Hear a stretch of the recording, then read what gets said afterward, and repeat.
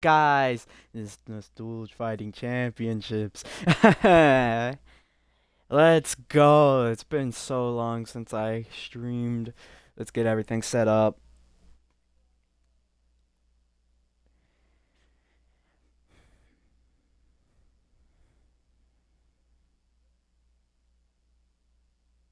Is my audio working? It is. This is great to see. Alright, alright.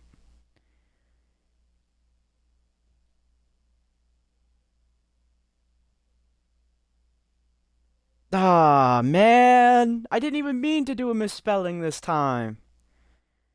Eh, is what it is.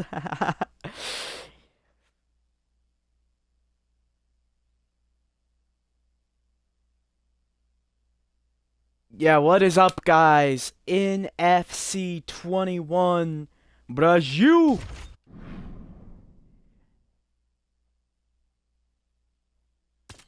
The main event, Sheet Sticks is defending his middleweight belt against the greatest of all time, Dick Gayson, on an amazing 2-fight winning streak since he's moved up to middleweight. This is going to be a great fight, ladies and gentlemen. What is up, WIZINHO? This is the WIZINHO card, ladies and gentlemen. That's right, WIZINHO made this card himself. It is a wonderful card, a great card, an amazing card, I'd say. Hello, guys. It's me, Charles Oliveira. The co-main event, Intizam Rustamov versus Micky Mansurov. That is a great fight in the heavyweight division. And what's up, Boston? Kenny East just lost his belt, facing friggin' Wasshisface. Tam Pax versus Benjamin Perez. DeyPoush Too Soon versus Ismail Albu. Benjamin Rudstoff versus Dante Bianchi. Joselito McJacker versus Gustavo Ribeiro. What a fight that is, ladies and gentlemen. Brazil on Brazil violence. Speaking of Brazil, Andy Seaver taking on DoucheBag Daniel. Fredabone MMA, Mindless Master, Lucas Szynski, Sheen Vajean. And then to start off the card, Requise. The Requise versus Hillbilly Joe. Oh yes. Oh yes. Just the other day was WIZINHO's birthday.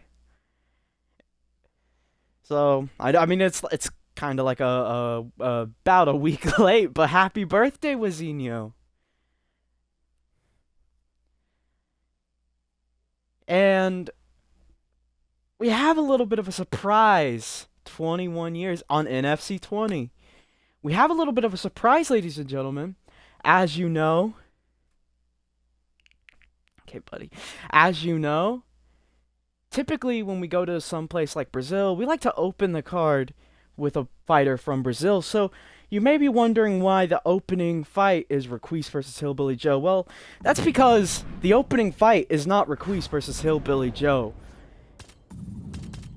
There has been a new signing to the NFC. That's right, ladies and gentlemen.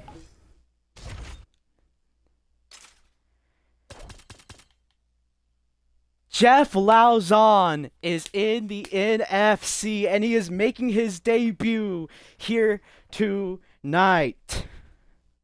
That is right, ladies and gentlemen. A huge star outside of the NFC, and he's finally made his way to the NFC. A lot of talk about it, and here it is. And his first fight is against T. Spiller. Because why not? T. Spiller was here. Yes, ladies and gentlemen. That is how you kick off a card. Oh, they played rock, paper, scissors. I forgot they did that. 10 years the elder Jeff Lauzon. T. Spiller's a lot taller. This fight is 3 rounds in the UFC welterweight division. Introducing first, fighting out of the blue corner, Lauzon! Jeff And now introducing himself, fighting out of the red Lausanne. corner, Big Daddy. T-Speller. Here we go. The size difference is huge. Oh, overhand right for T-Spiller. T-Spiller going to look to use that boxing. Jeff Lausanne looking to use that jiu-jitsu and the single leg. Yes, Voodoo. Oh, yes. Jeff Voodoo Lausanne. The hair color may be a little off, but it is what it is.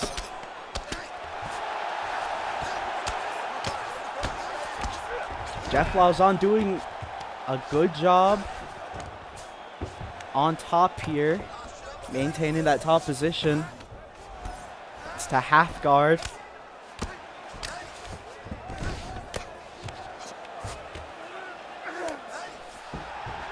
Gets to mount. T-Spiller doesn't have bad grappling himself, of course. A wrestler and a boxer. He's going for the head and arm triangle choke. It would be huge if he were to get a submission against T-Spiller in round one. But he opts for ground and pound, big ground and pound shots from Jeff Lausanne.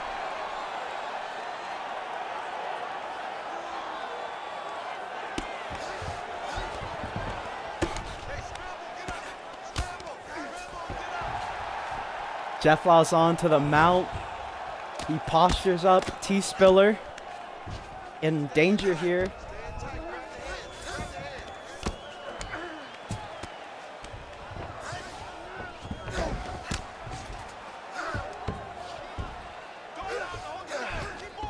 Obviously, the welterweight division, there's a lot of good grapplers at the top. It would be interesting to see how someone like Jeff Lausanne could deal with those good grapplers. So far tonight, he's doing a good job against T-Spiller, who's not a bad grappler himself. But T-Spiller ends up on top. Will he opt to stand up and get a big moment at the end of this round, or will he try to dominate on top?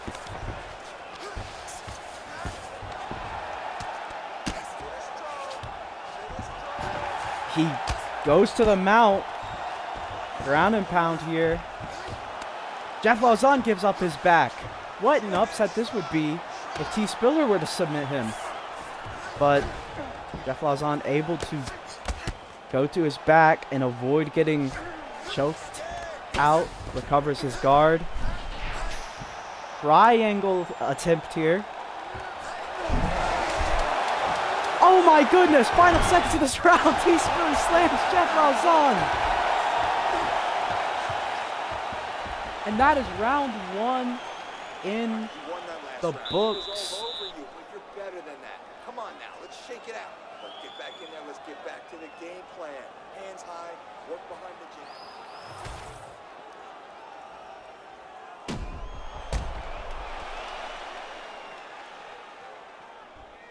It'll be very interesting to see if Jeff Lausanne can get that takedown again.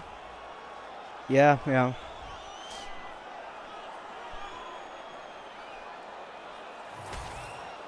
Yeah, I figured I'd make Jeff Lausanne a surprise. I thought that would be pretty cool. Oh! Cartwheel kick for Jeff Lausanne. Funky striking. Overhand right misses for T-Spiller.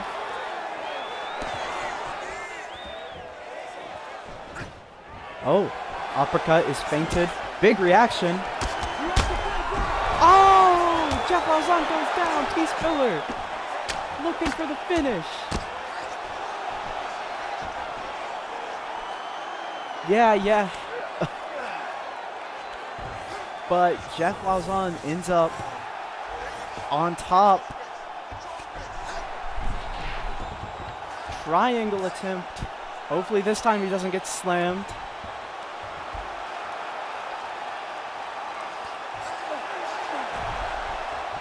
He switches over to an armbar.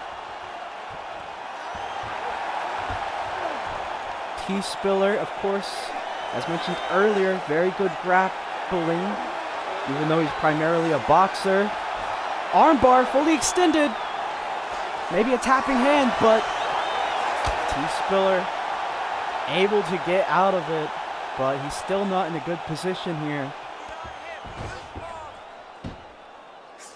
Round and pound for Jeff Lauzon.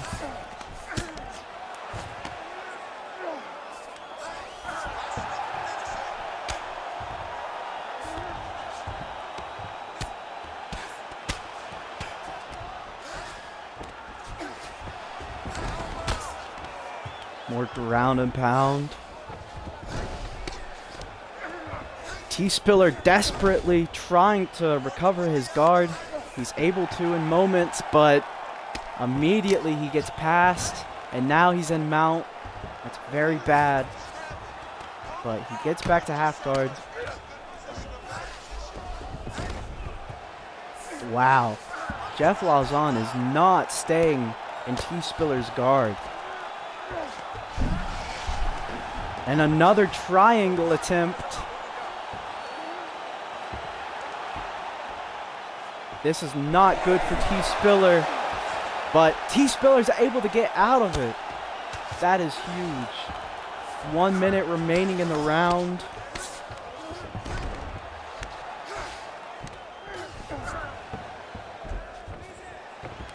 Rubber guard here.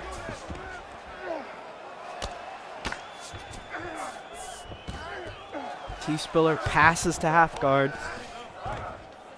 T-Spiller possibly looking to have a very good final 10 seconds, but he gets swept at the end of the second round. We move to the third and final round. Now it's tough to say because T-Spiller got a knockdown, but it could either be 1-1 or 2-0 Jeff Lauzon, because of course that right hand was able to drop. Oh, you have it 2-0 T-Spiller? I don't know, man. I don't know if I could give T-Spiller round 1. I'm trying to think of what happened in round 1. Oh, he got the slam. That was a huge... Yeah, I forgot about that. Oh, yeah, it possibly could be 2-0 either way, actually, now that I think about that.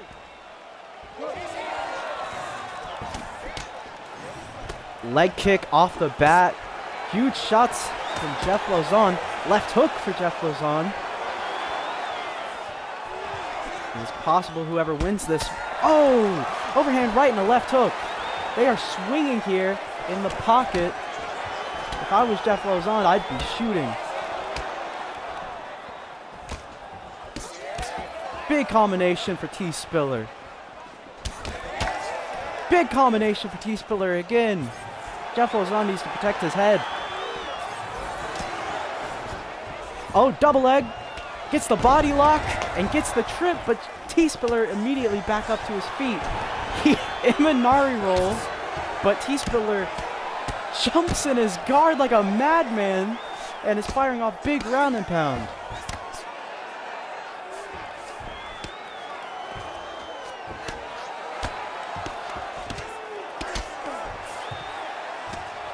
It is possible Jeff Lauzon might need a submission here.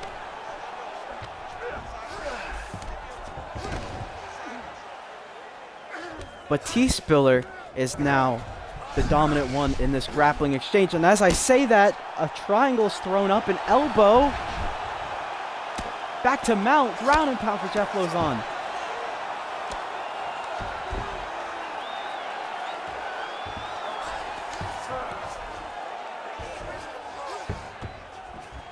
Passes to the side control.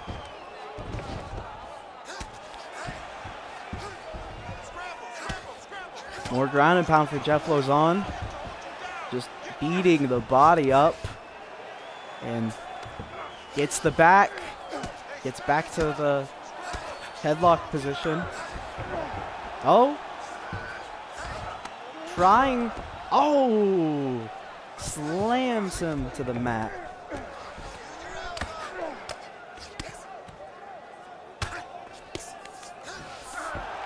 Back to the mount for Jeff Lauzon. This last minute could be huge. He gets the armbar. T-Spiller desperately trying to get out of it. Jeff Lauzon takes the back with it. What can he do from here? He might need a finish, so this is huge. But T-Spiller is doing a good job of defending. Or a good enough job of defending. T-Spiller trying to use the cage to get a dominant position and get a reversal, but Jeff Lauzon postures up, elbow. Trying to posture up. Round and pound from Jeff Lauzon, final seconds. And that was the third and final round. There's no telling who the judges will give it to. T-Spiller had very good moments. Jeff Lauzon had some very good moments. They both did very well. Who knows who the judges will give it to here in Brazil. Ladies and gentlemen, after 3 rounds, we go to the judges' scorecards for decision. The judges scored the contest 29-28, 30-26, and 30-26. For the winner by 30-26. Lauzon! Whoa! Jeff Lauzon! They give it to Jeff Lauzon, Voodoo.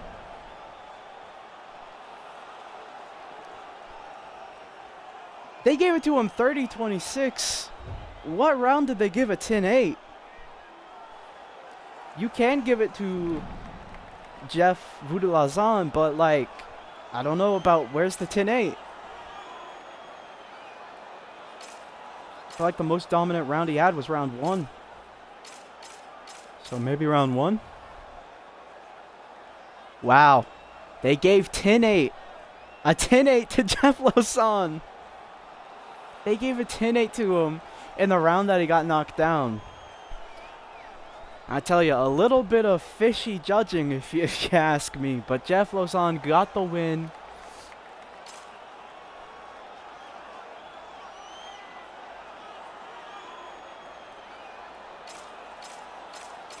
But either way, very good fight. Very good debut for Jeff Lauzon.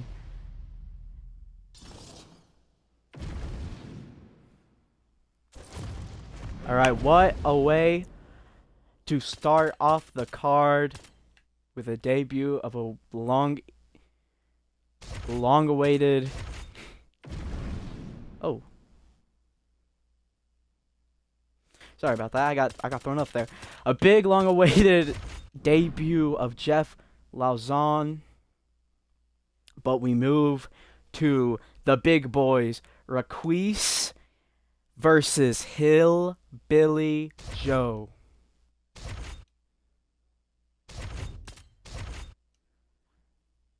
Hillbilly Joe, a legend of the game. Raquise, an up-and-comer who's coming off of a big debut against Gustavo Ribera at NFC 19. This fight is 3 rounds in the UFC heavyweight division. Introducing first, fighting out of the blue corner, the Behemoth, Hillbilly Joe. The Raquise. Another big matchup here. These are big boys. Big overhand right for Hillbilly Joe off the bat. 1-2 from Hillbilly Joe. And Hillbilly Joe immediately backs him up. Slams him to the ground. So you want to be an NFC fighter? That's what Hillbilly Joe's saying to Raquise. Oh, Darce choke. He rolls for the Darce choke, this Hillbilly Joe. He takes the back. Raquise in a very bad position here. Big round and pound from Hillbilly Joe.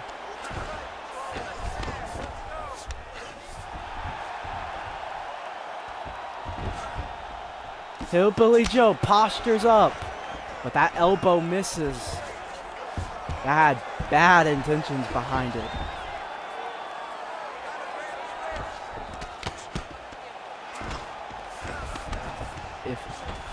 Wow, I am very impressed by Hillbilly Joe's performance so far against a guy like Requise. I think Hillbilly Joe's on a winning streak.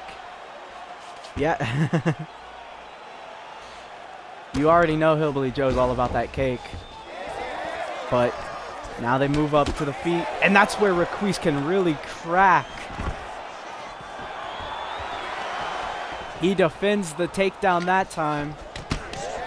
Oh, knees from Requise. You don't really think of Requise throwing knees. Big combination from Requise. Hillbilly Joe maybe fading a little bit here. He possibly used all he had. Oh my goodness, ducks the left hook into a single leg. Never mind.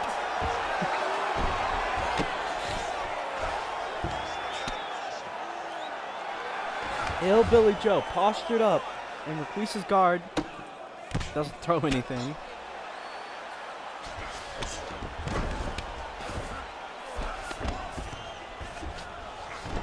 Hillbilly Joe. North, south. He goes, isolates an arm and gets more grip. Gets knee on belly. He can't bring himself to punch Requise for some reason. Oh, he traps that arm. But he goes to north-south. Hillbilly Joe is just doing things to him now. I don't know. Final 10 seconds of the first round. Now, that's an example of what could be an actual 10-8. Hillbilly Joe dominated that round. He gets the takedown. I need you to put your feet on his hips immediately and push off. Don't rest until you're back up on your feet. Hillbilly Joe heard him on the feet, took him down. That was just a beautiful right hand. And credit to Requise. He must have a really good chin because he got knocked off balance with one leg on the ground and was able to stay up. You ready to fight? Ready. Exactly. Requise, riding high 1-0. But Hillbilly Joe is just a gritty veteran of the game.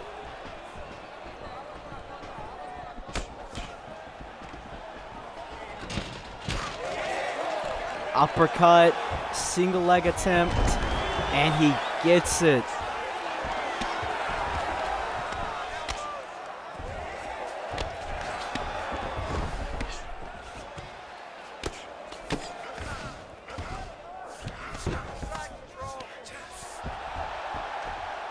Hillbilly Joe in the mount now.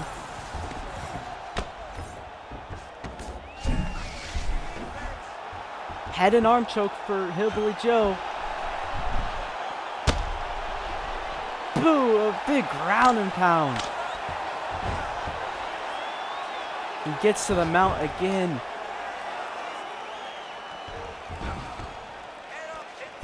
Yeah, Hillbilly Joe is fighting like he's still the man. Ooh, who so many thought was going to be the first NFC heavyweight champion. Oh my goodness. Head kick! Head kick for Requise! Requise backs off though, possibly a mistake, but Hillbilly Joe on the back foot. See, Requise is just so dangerous. But he whiffs an overhand and he gets taken down. You cannot for 1 second blink if you're in the octagon against Requise. He is a beast unleashed.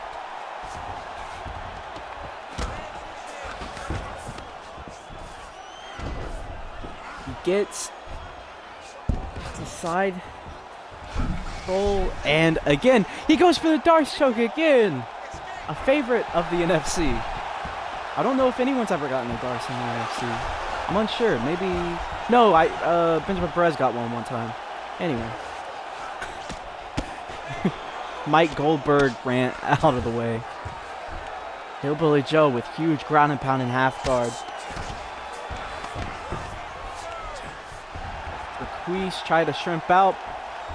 Gets his guard passed. More ground and pound for Hillbilly Joe.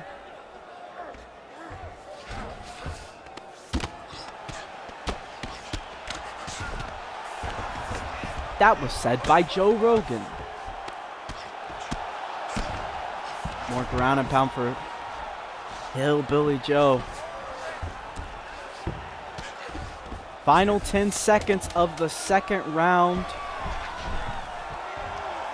Another Kimura attempt. Hillbilly Joe is just constantly transitioning, constantly attacking submissions and ground and pound. Seems to be landing. I want you to keep that going. Don't forget. He is a beast when he is on top, but oh my goodness, that head kick. That head kick from Requise was a world ender. The referee could have stopped the fight, but Hillbilly Joe somehow was able to get up and take him down immediately after. Wow. Third, final round.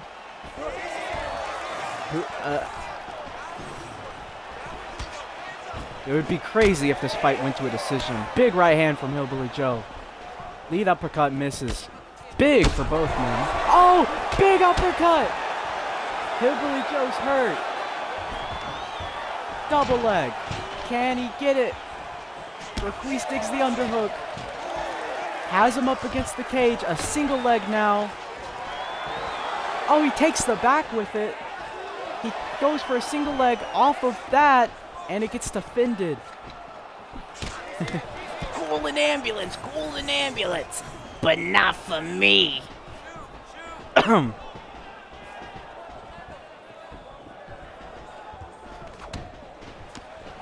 Oh, big uppercuts. Oh!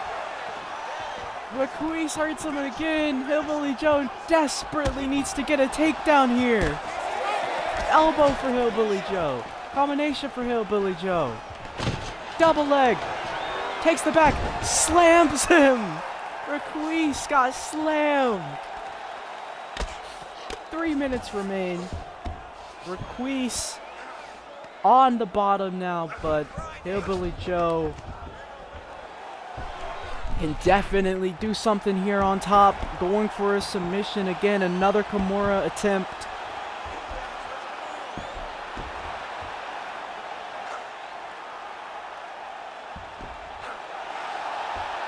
Kimura. Requise is able to survive. Gives up his back. Both hooks in for Hillbilly Joe. Big ground and pound. Flattens him out.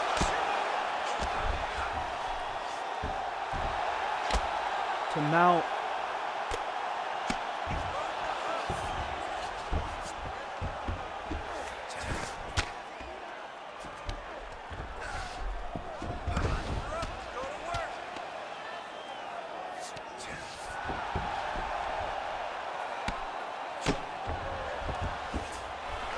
He goes for another submission, head and arm again for Hillbilly Joe.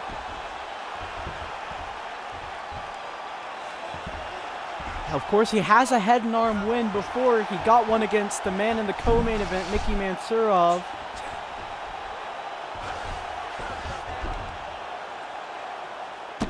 But Requise is able to defend it. Yeah. Yeah, great card so far. 10 seconds remains in the fight. Ground and pound, short ground and pound shots for Hillbilly Joe. An amazing fight. It really shows you how elite Hillbilly Joe is with the combination of his power and his wrestling, and just how powerful and good Requise is. His striking is amazing.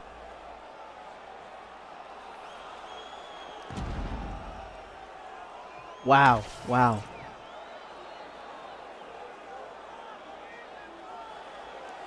Ladies and I gentlemen, argue after both 3 of their rounds, we stock go to the raises judges' after that. scorecards for decision. The judges scored the contest 29-28, 29-27, 29-28. Declared the winner by unanimous decision, the Behemoth. Hillbilly Joe. Huge win for Hillbilly Joe. What a fight that was. This card has so far started off great, I'd say. Wow. The stats even tell a story just of how powerful Requise is.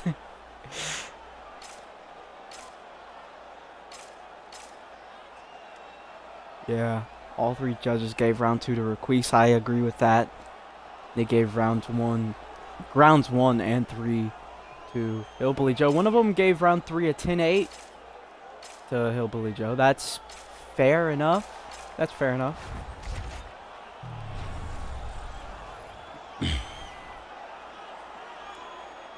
Moving on to the middleweight division, we have Lucas Szynski making his debut at middleweight. He's moved up. He was a huge welterweight, and now he's a middleweight, and he's against Shein Vajean.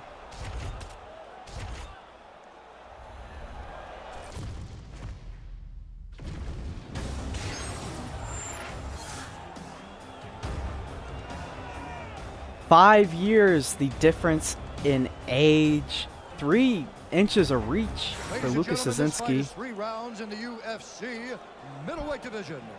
Introducing first, fighting out of the blue corner, vicious. Shein Vajean. Fighting out of the red corner, Szynski.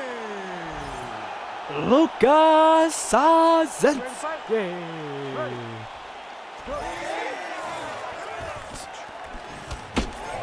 Left hook for Lucas Szynski. I believe Lucas Szynski is on a bit of a winning streak here, but he had to move up to middleweight. Oh, nice stuff from Lucas Szynski. Good defense and offense at the same time. He's feinting that takedown. He's kicking that leg out and he's using that jab. Oh, 1-2 for Lucas Szynski. Leg kick for Lucas Szynski.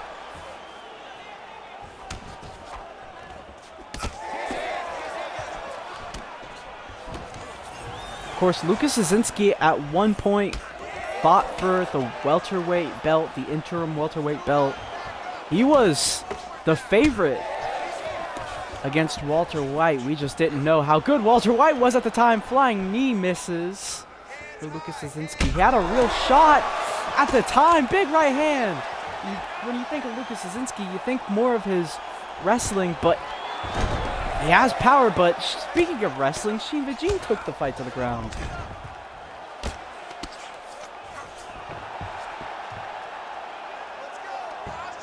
Shein Vajean in the mount.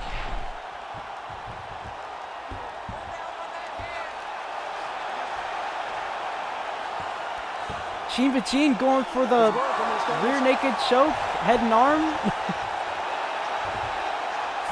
Lucas Szynski survives it somehow, some way, but he is not in a good position here.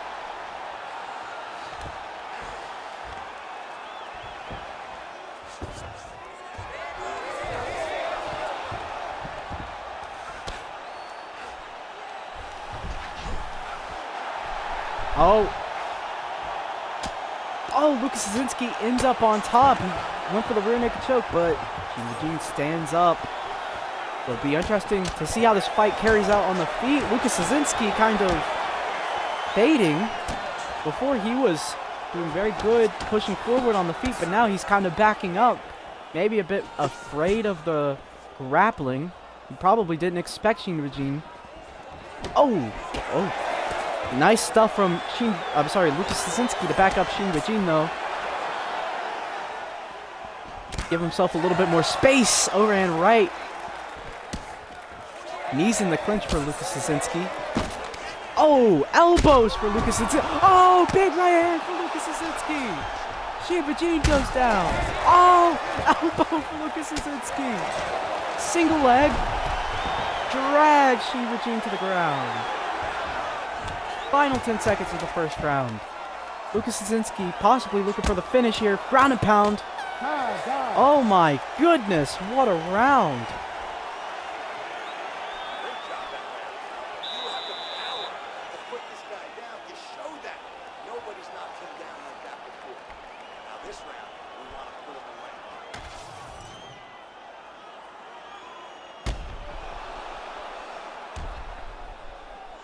Overhand right to head kick combination. Is it going to show the elbows? No, it's not going to show the elbows, but that overhand, he went right elbow, left elbow, overhand right, dropped him, and then went for another tomahawk elbow, dropped him, and then rained down huge ground and pound. You ready to fight? Ready. Good start for both men, but you have to think Lucas Szynski is feeling very confident after hurting him that bad, and he's hurt again. Vajean is hurt again. Back to the cage. Oh, leg kick.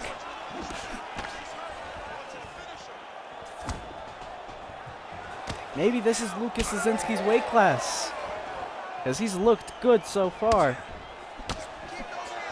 Nice right hand, leg kick by Lucas Szynski. Another leg kick and a cross. A jab. Ooh. They exchange here. Overhand right and a left hook fired back from Shein Vajean. A head kick from Shein Vajean. Oh, they exchange big right hands. That's what flying knee. Oh my goodness. Oh, defends the takedown though to Shein. Shein Vajean pouring it on now. Oh, Shein Vajean gets dropped again. What is his chin made out of? Overhand right slaps Lucas Szynski, but you can tell there's a power difference here. Leg kick gets checked. Oh, that calf kick hurt Shein Vajean. You can tell he's limping a little bit on that leg. Single leg, feinted. Oh. Kicks Shein Vajean's leg out again. Again the clinch. Big knees. Oh, big right hand though. And another calf kick. Another leg kick. Sits down Shein Vajean. Can he even stand up? Well, he stands right back up. But he defends the takedown because the cage is there. That's crazy. Can't even walk, but defends. But barely can stand, but defends the takedown.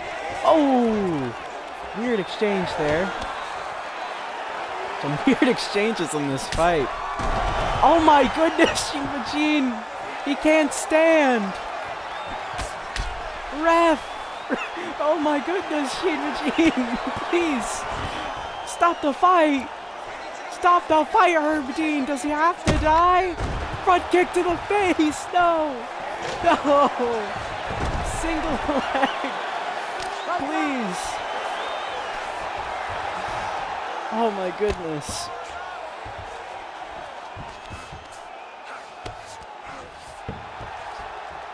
But Lucas Szynski now in the mount. 20 seconds to go in round number 2.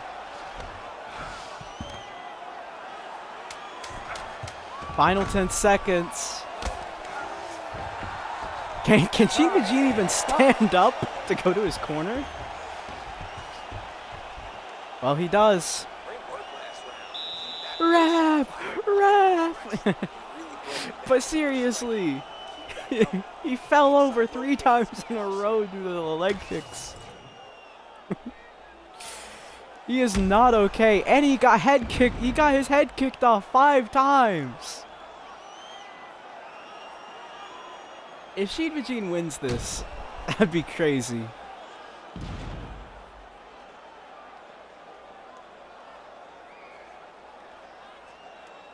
Yeah, the front kick and everything.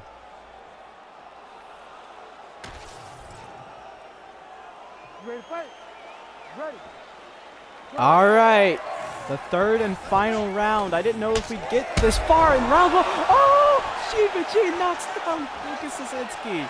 You have to be messing with me. combination here for Shein Vajean. Oh, he checks the leg kick. Shein Vajean. Oh, Shein Vajean is not about to become a statistic. I don't know. Oh my goodness. But you have to think. Oh my goodness. Oh, look at Shein Vajean go. I mean, he's still moving a little weird. Oh no! 1-2 drop Shein Vajean. Lucas Zazinski looking to end. Oh my goodness. Shein Vajean still somehow hanging on a little bit.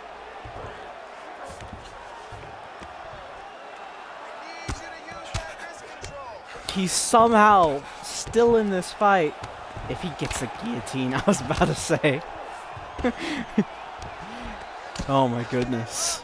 That'd be like comeback, the best comeback of NFC history at this rate.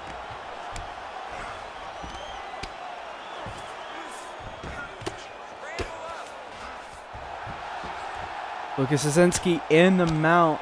Yeah, of course, I do have to give credit to Shein Vajean for surviving and really still trying to win this fight. But it's just not going his way here.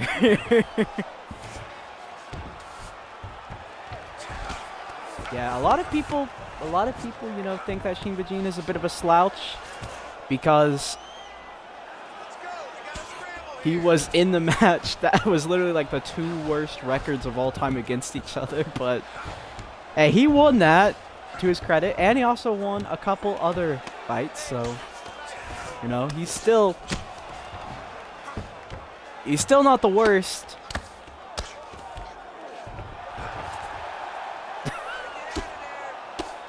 Now I feel bad because I'm kind of trash talking him, but you get the point. He's actually doing very good at surviving here. Lucas Zazinski still is trying to go for a finish, but Shein Vajean is not letting him posture up.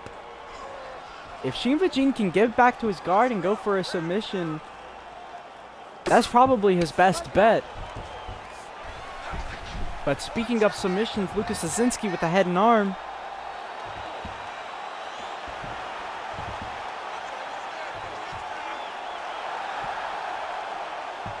Shein Vajean, that's tight, but he gets out. Final 10 seconds of the fight. And that is the fight. Shein Vajean somehow, someway survives despite the leg kicks.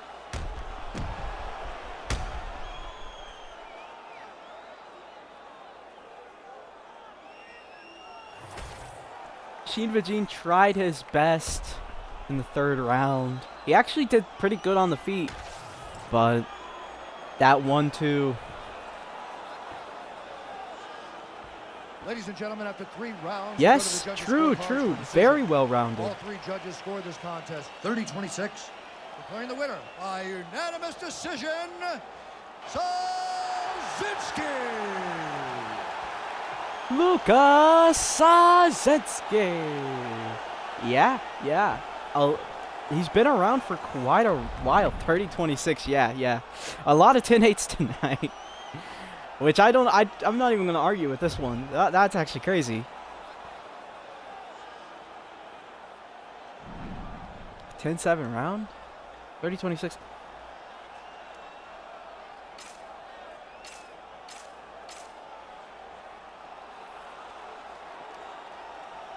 Yeah, it was a 10-8. It was 10-8. I think 30-25 would be a 10-7 or 2 10-8s.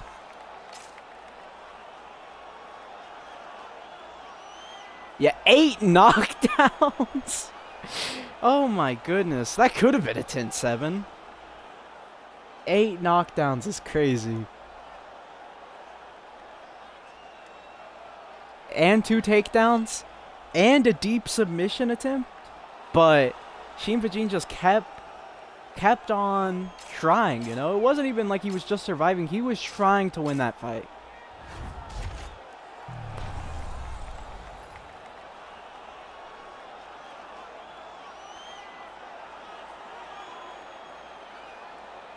Now, oh my goodness, what a voice crack. Oh, Whatever.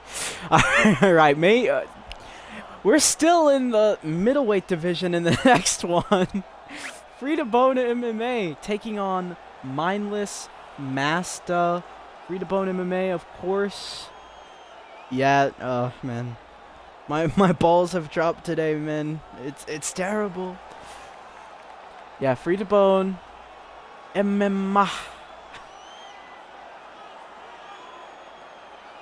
On a 1-fight winning streak. Okay, he's coming off of a win against Mindless Master, who... Alright. I don't like doing this, but I'm gonna have to check. What is Mindless Master even doing, man? I think... Wait, let me see. Well, I want to say... Oh, he beat Val Howard in his last fight. That's actually huge. He beat Val Howard.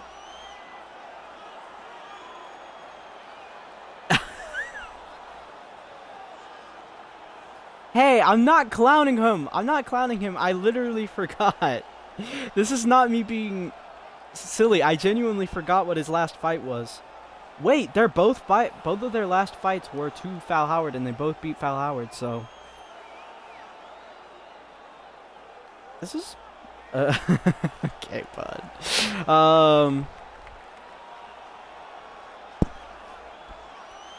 I mean, yeah, sure. You can, yeah, you can tell him.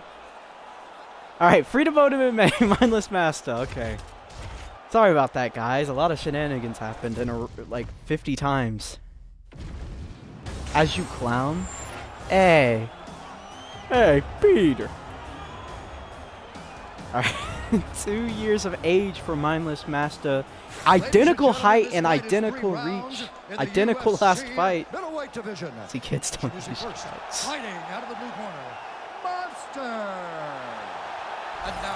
Mindless Master. Tebonememima.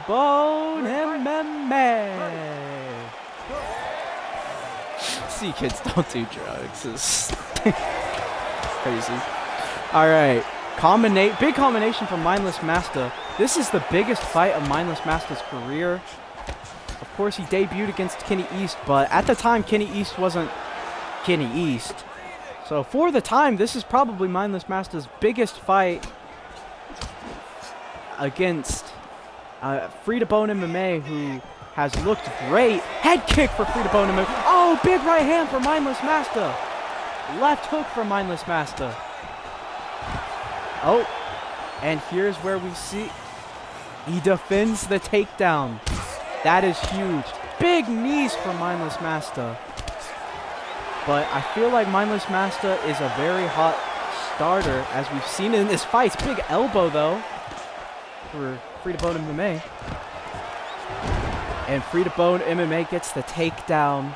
How he deals with Tebow on the... Oh my goodness, he's throwing up an armbar. Okay, Tebow ends up on top, as you would expect, but that is... I did not expect that to happen. Tebonememima going... And Mindless Master ends up on top. Hold up. The grappling is actually going to be competitive in this fight. That is huge for Mindless Master. Ground and pound for Mindless Master.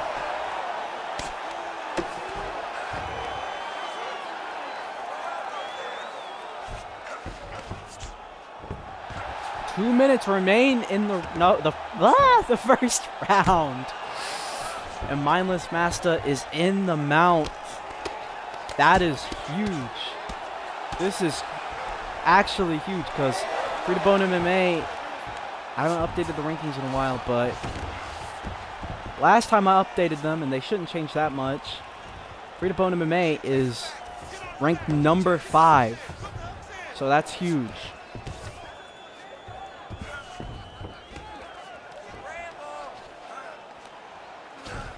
Mindless Master on the bottom now. Tebonememima on top. Knee on belly. Mindless Master gave up his back. That might not be good, but he gets to guard. 40 seconds remaining in the first. Kimura attempt from Free Tebonememima.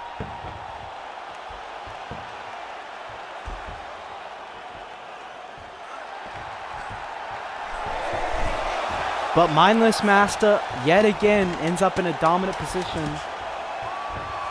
The rubber guard. That works in MMA, sure. Absolutely. Absolutely great fight for Mindless Master. This is probably his best opponent, and this might be his best performance. That big overhand right into the left hook. And then also his knees in this fight in the clinch were very good when it was standing. He mixed it up, head and the body. Of course, Free Tebonememima got that single leg, very, very good. But right away, Mindless Master scrambled into an armbar. That was a great exchange. Head kick. Misses wildly for Free Tebonememima. This might be one of the fights where Free Tebonememima can't get away with his careless striking. Left hook and an uppercut from Mindless Master. Because he can't resort on the grappling either.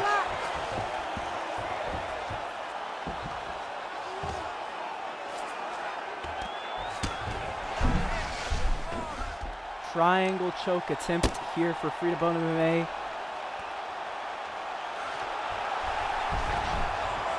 He gets to the mount, ground and pound.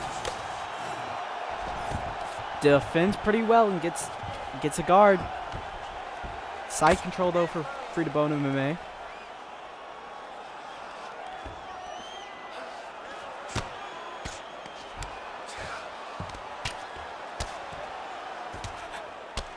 Ground and pound here for Free Tebonememima. He passes. And he passes again. Can he do something with this, though?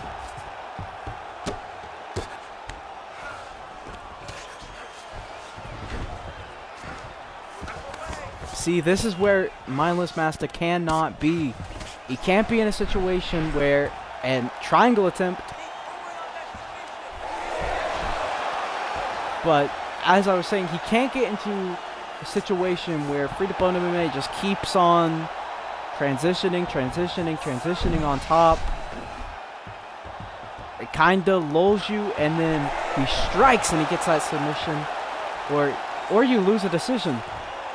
That's kind of how he goes. He doesn't have a lot of offense necessarily, but he wins a lot of fights. But Mindless Master now, of course, on top. Rubber guard, again attempted. This is something that really works in real life for sure. Very well. But he's firing off big elbows here. We've yet to see a doctor stoppage in the NFC. It can happen.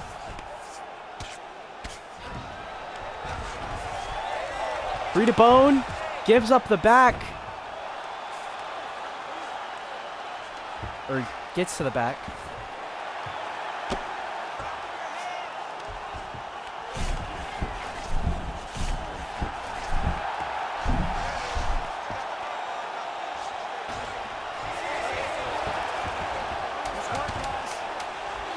I'm making fun of rubber guard, of course. And as I say that, rubber guard appears.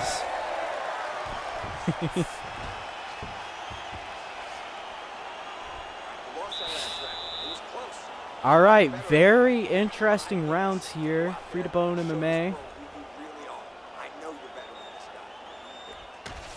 is able to get into dominant positions, but he's not doing a lot of offense.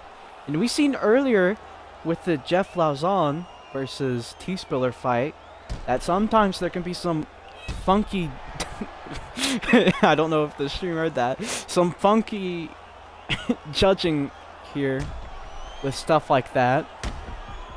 Knockdowns versus control time.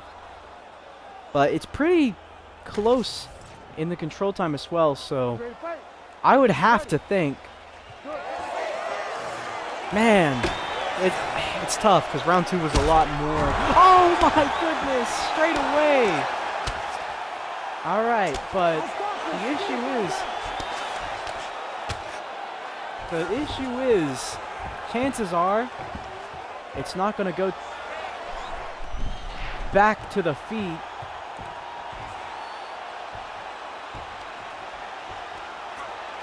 So Free to Bone can win this! Armbar! Mindless Master survives. Yeah, Mindless Master needs to get up to his feet, but he thinks he can beat Free to Bone MMA in his own game, and maybe to an extent he can, but he has to. You'd have to think you should take the easiest path to victory.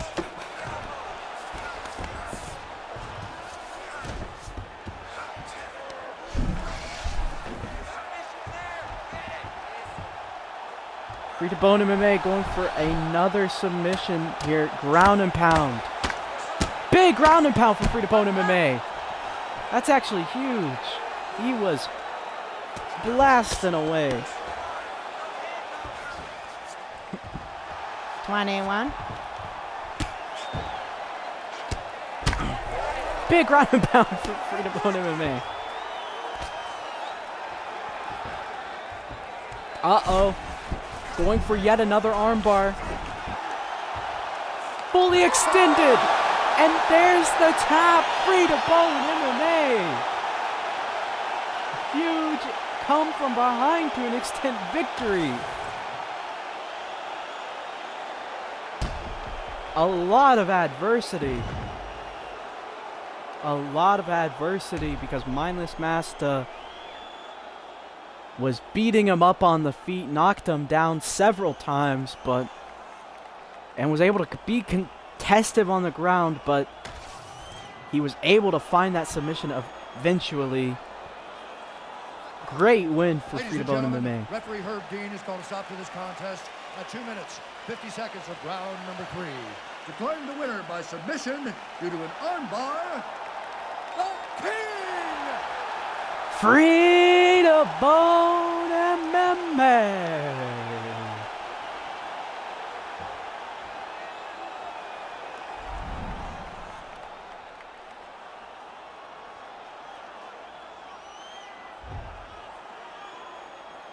Yeah, maintains that ranking spot here tonight against Mindless Master.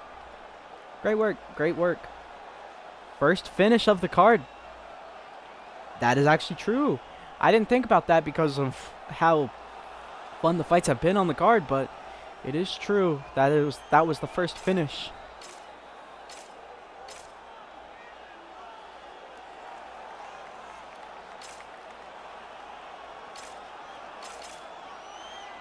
Oh yeah, what did the judges had? Wow. Wow. If all Mindless Master had to do was survive the last round and he would have got the win. Oh man. Man, that is terrible to see for Mindless Master. Also, I just want to say Neon Mar I am seeing your messages, just so you know. Just so you know. On Discord. Ade, Sanya. A Discord. Moving to the bantamweight division, Andy Seaver is looking to get a good showing in front of his home crowd against Douchebag Daniel. Yeah, I wasn't able to read that all the way because it kind of got cut off by the notification, but yeah. Took the fight last minute, but I put on the show. I won't. Yeah. The Benjamin Perez Jeff Lauzon fight, of course, is the fight that got away. There was a lot of build up, a lot of trash talk between those two, but ultimately that company went under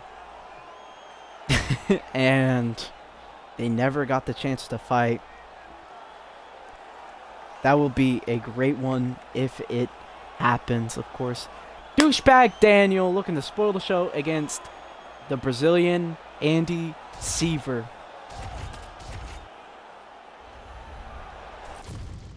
Douchebag Daniel.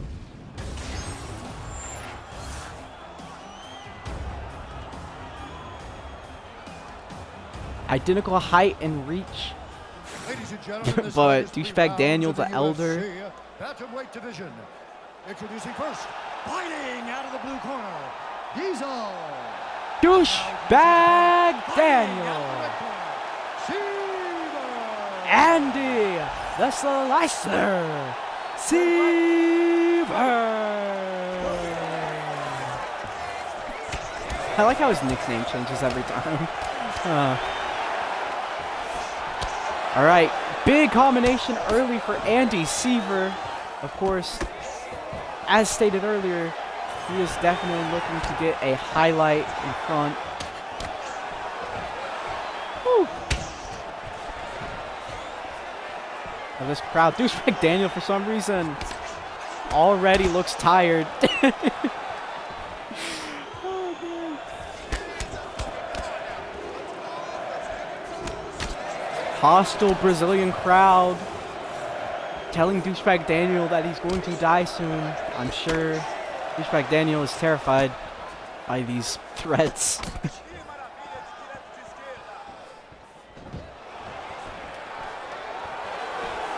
They could be talking about Andy Seaver killing him, but they probably mean the alcohol poisoning is going to get him soon. Big knees from Andy Seaver.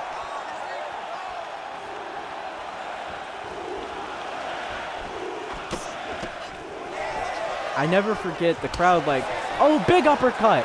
Andy Seaver looks really sharp here. I remember Andy Seaver was fighting in Brazil and the crowd was chanting, Oozmanboy, as he got finished against Dante Bianchi. Alright, my Mike Goldberg moment of the fight is over again. I just wanted to say that. But Douchebag Daniel with a double leg.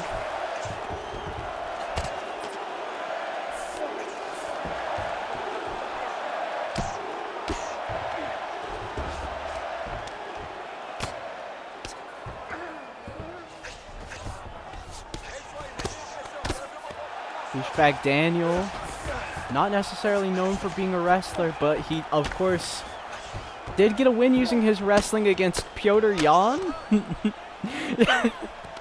I always forget that. Petr Yan. We beat Petr Yan. We are a wrestling masterclass. You can't make that up. Douchebag Daniel on top in the mount.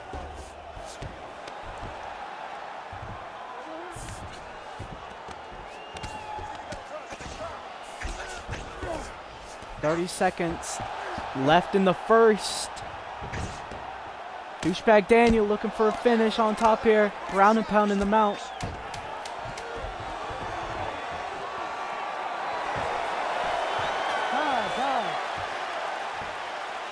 Round one of possibly three. Your striking looks amazing.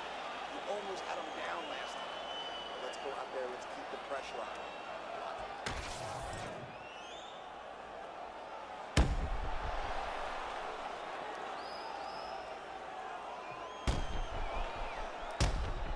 Very nice combinations landed on the feet from Andy Seaver. Of course, those knees were huge.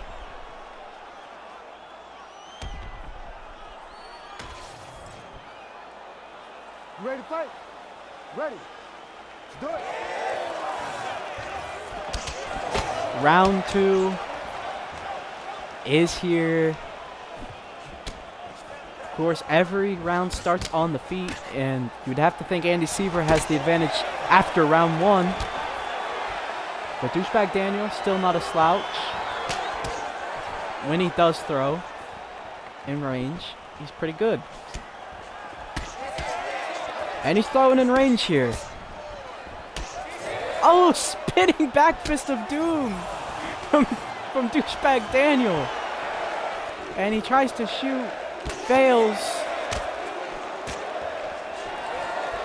Big strikes here in the clinch. Nice combination from Andy Seaver. Overhand right and a left hook misses for douchebag Daniel. Nice combination for Andy Seaver.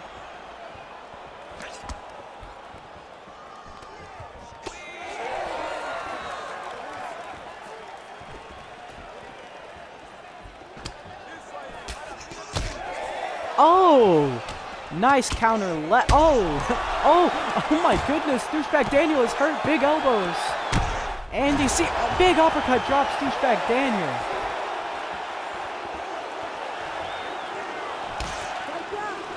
Another lead uppercut. Oh, right hand and the left hand drops douchebag Daniel. Andy Seaver looking for the finish.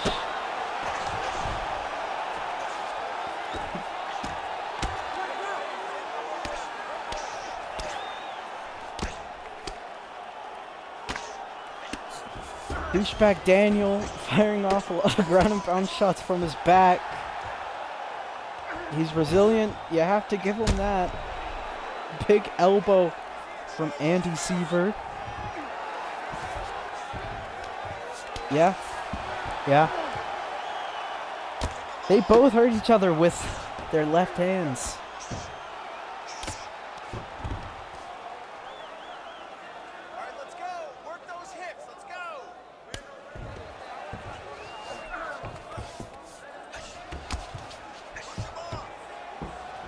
Side control for Andy Seaver. To mount.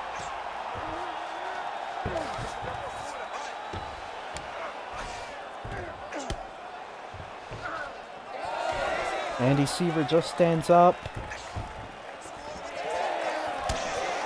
Oh, nice leg kick.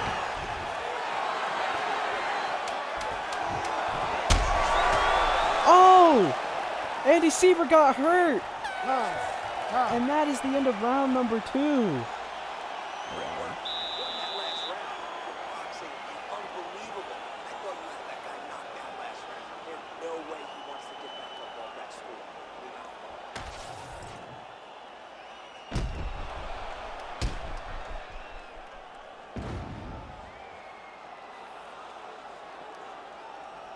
Yeah, crazy fight. That right hand and then head kick combination from douchebag.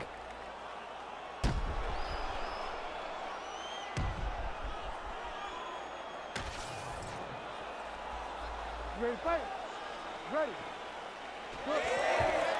All right. Nice teep from Andy Seaver. Oh, left hook. Oh, left hook drops Andy Seaver. Douchebag Daniel. Douchebag Daniel now on the offensive. Overhand right from douchebag Daniel. Douchebag Daniel has learned how to be offensive. This is a crazy day.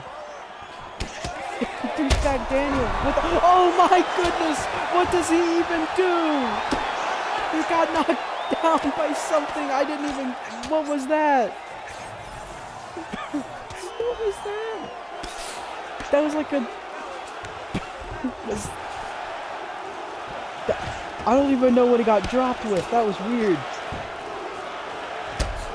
Big elbow from Andy Seaver.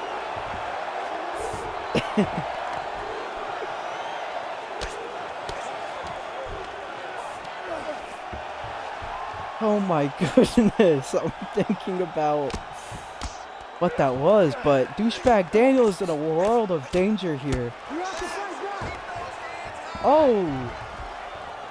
Douchebag Daniel able to get back up to his feet. This is a weird, oh, right hand from Andy Seaver. Oh, body shot. Oh my goodness! Check left hook. Andy Seaver gets a highlight in front of his home nation. Gotta feel good. douchebag Daniel is out cold. Yeah, that was crazy.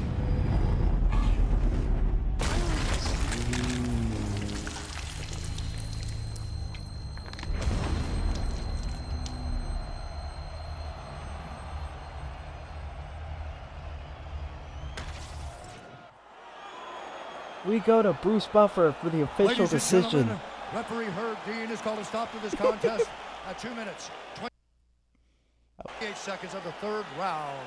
Declaring the winner by knockout, Seaver! Andy the Slicer Seaver. Well, yeah, it's whatever. I didn't mean like it is a decision, but the official decision is by way of KO. Whatever. Yeah, amazing fight, man. You know, a lot of people made trash on douchebag Daniel for being a bit of a boring fighter, but he definitely was not a boring fighter in that one. He had offense, which is crazy. But of course, Andy Seaver. A lot of people, and it's just him. Well, by the way, okay, it is just me, but it is true. It is true. Like, let's not get it twisted. Yeah, the judges had.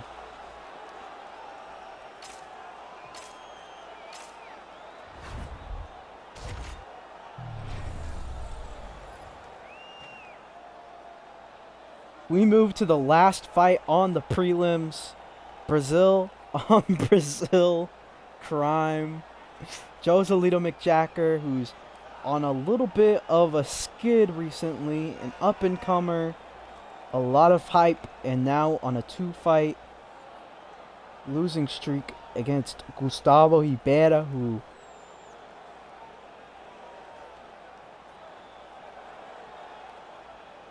lost his last fight, I believe. Sorry, I gotta check real quick. I don't remember what his last fight was. Oh yeah, he lost his last fight to Requise. Duh, of course, yeah. He lost his last fight to Requise, a young, up-and-coming guy. Well, I don't know how young, but up-and-coming guy.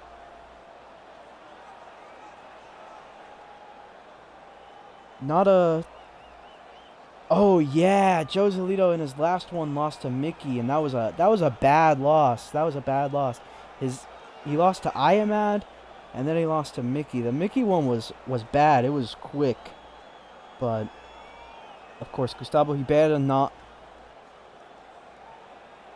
He actually had a pretty good performance against Requise, all things considered. So good fight, Joselito McJacker, Gustavo Ribera.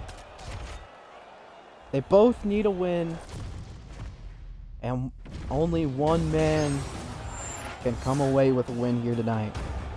Identical, everything. 7 pounds though.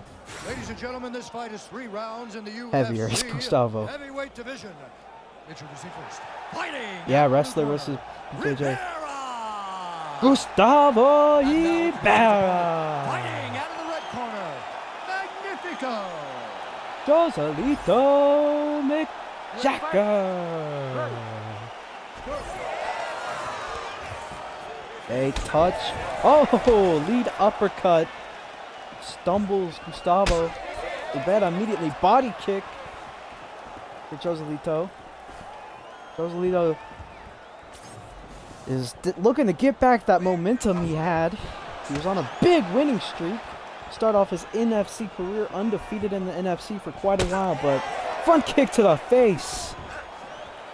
After that, he's definitely looking to get a highlight here. But Gustavo Ribera is a legend of the game. He's been around since the very first NFC card. And he had a pretty good performance in the NFC tournament. A little bit of a dark horse when it comes to this heavyweight division, I'd say.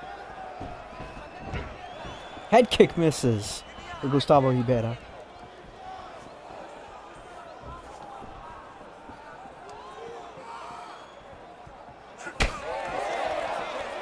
Front kick to the face for Joselito McJacker.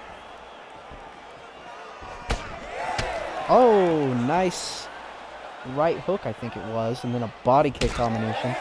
Another front kick to the face for Joselito. Leg kick misses for Gustavo Ribera. Oh, they exchanged there.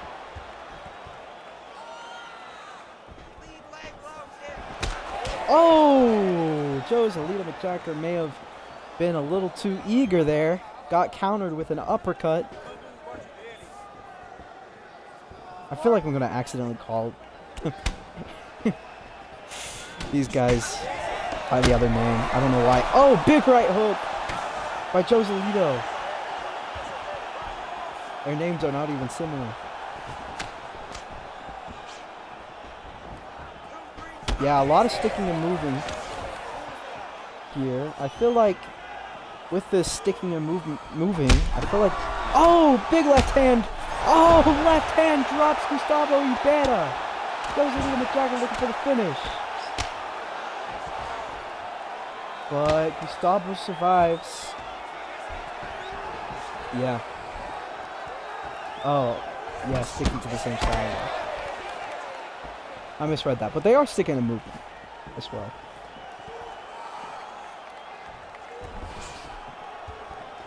I feel like that benefits Joselito. I feel like he's able to get out of the way of these shots a lot better. But not always, of course. Especially when he throws that overhand. It leaves him very open.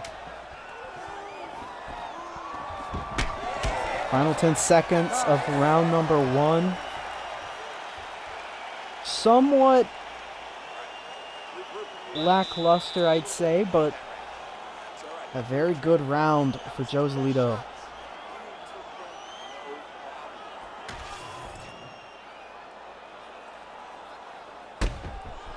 Two very good front kicks, though.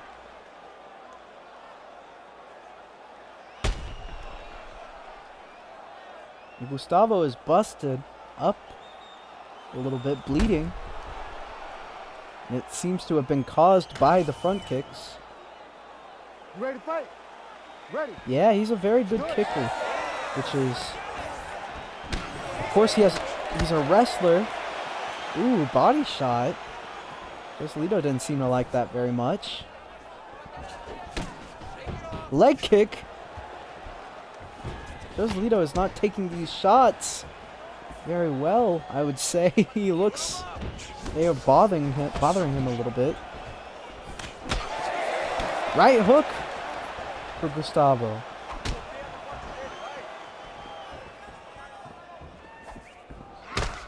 Head kick for Gustavo Ribera, but it didn't really seem to have much of an effect on Joselito. Oh! Got his legs kicked out from under him. That's how you tear your knee apart. Oh, elbow and a knee for Gustavo.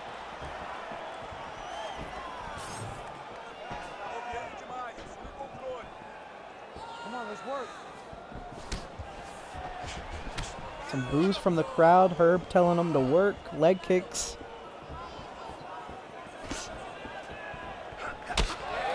Oh, front kick for Gustavo Ribera. He was tired of the front kicks. He had to give one back. But yeah, very lackluster. Oh! That stumbled him. Oh my goodness! Gustavo Ribera hurt Joselito McJacker.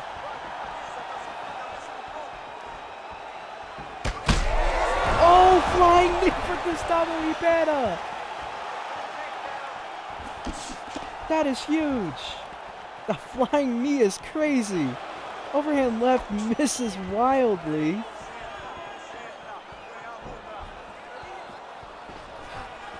That flying knee was crazy. I'm still thinking about that. How did Joselito eat that? He has a chin on him. Somehow got knocked out by Micky in one round. But maybe Micky's just different. Oh, 1-2. by Joselito. Gustavo did not like that. He's backing up. Body kick for Gustavo though. Oh!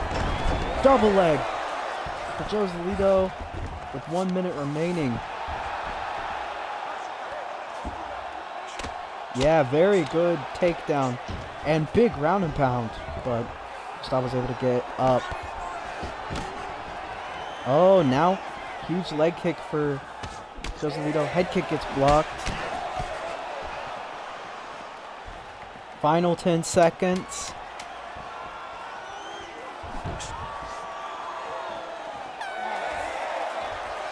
We move to the third and final round.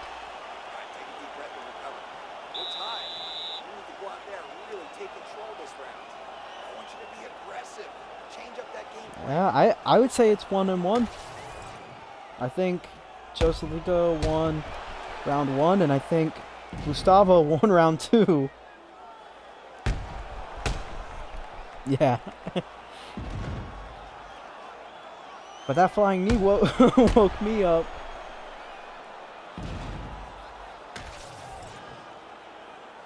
Ready to fight? Safe to say, whoever wins this third round wins the fight. But Gustavo Ibera looks to have slowed down quite a bit here. He's not moving as fast as he was his first round. That first round. But neither is Joselito, just not to the same extent. Nice combination from Gustavo. Front kick to the face! 1-2 for Gustavo.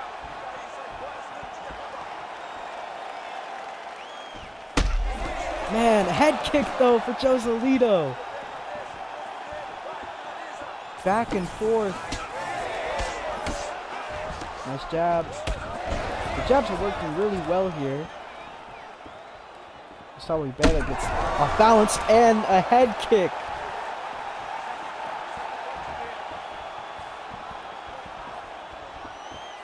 Joselito seems to be taking over.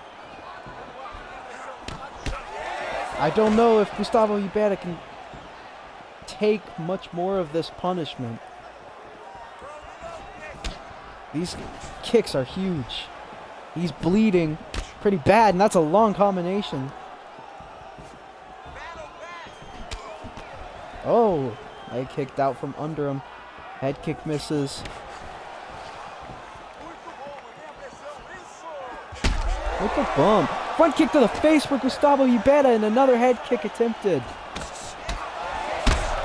Oh! What was that, a right hook sent down Gustavo Ibera? But nice kick off balances Joselito. Man, whoever wins this round wins the fight, and there's still 2 minutes left. Gustavo Ibera can do something big.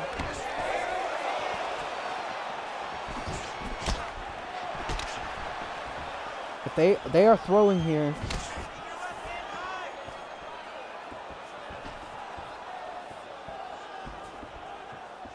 One minute, 20 seconds remain. Herb telling them to work. Big combination for Gustavo Ibera. Head kick. Oh, another front kick for Gustavo Ibera. A lot of front kicks this fight.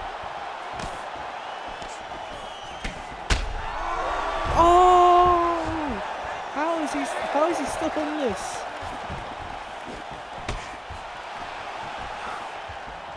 Knee misses. Body kick blocked. Oh! Joselito trying to get it. Oh my goodness! Left hand in the final 10 seconds of the fight. Joselito McJacker with a huge win. Yeah, in the final 10 seconds.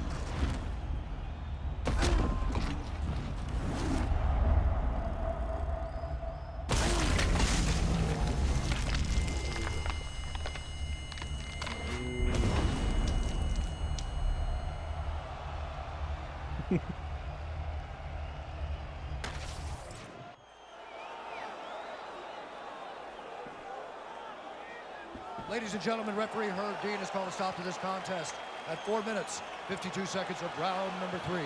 Declaring the winner by knockout magnifico. Joselito McJacker.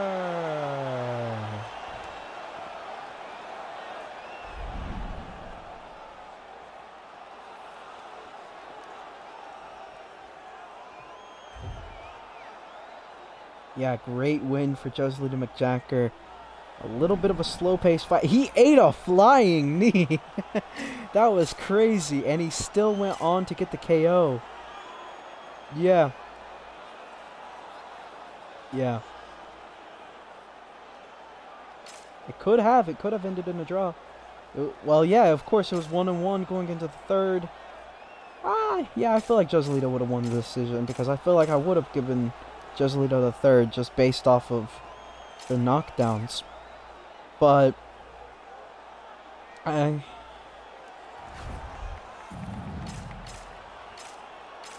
could see that. But yeah. Competitive fight.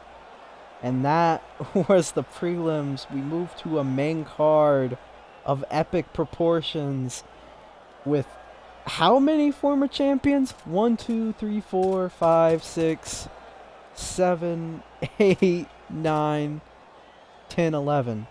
Wow, 11 of the 12 fighters in the main card were champions. Only one of them was not a champion, and that's Micky Mansurov, who of course is he's in a league of his own. He doesn't need to be a champion. Micky Mansurov is kind of the face of the NFC to an extent. But here we go. A rematch of epic proportions. Benjamin Rudstoff taking on Dante Bianchi. Which, I hate to ruin the immersion here, folks. But I was supposed to change Benjamin Rudstoff's style, guys, but I don't know if I did. So I probably should go do that real quick if I didn't. Because that would not be good. I don't know if that will change anything, though. That would be worrying if it did. Yeah. Well, I'll just check first, and if I did do it, I'll see. Oh, Kickboxer Showboat.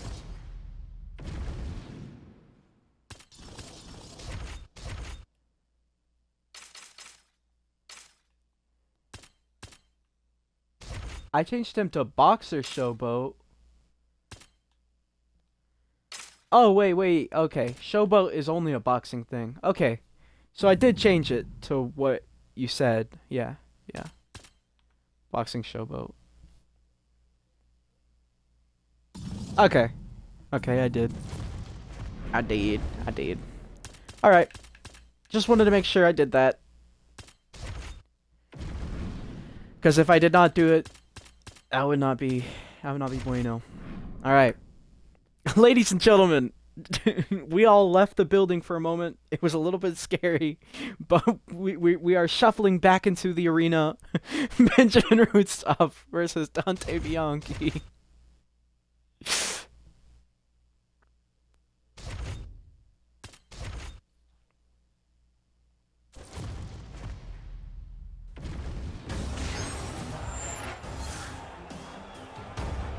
Identical age, 3 inches of reach and 2 inches of height for Benjamin Rudstoff.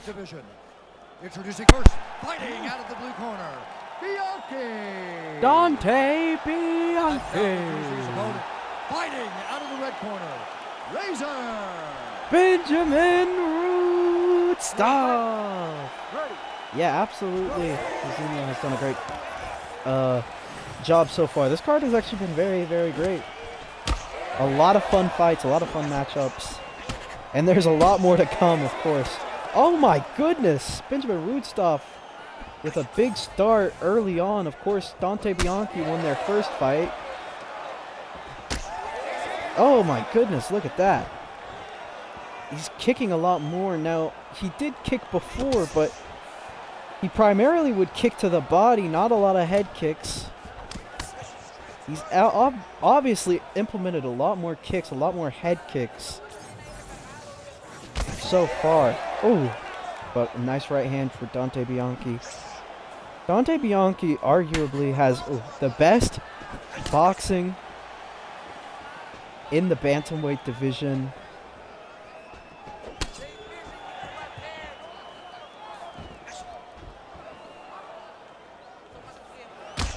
Oh, front kick to the face. Where have we seen that before? Nice body kick. Oh, head kick for Dante Bianchi. This is a nice fight so far. Big hooks miss.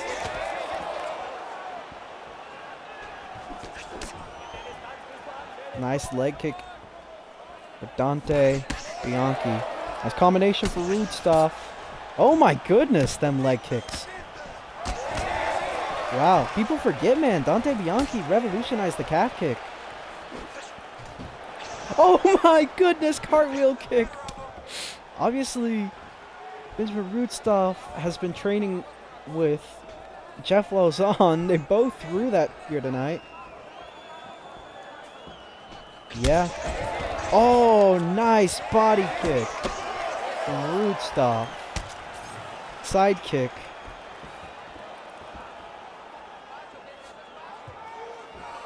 Wow.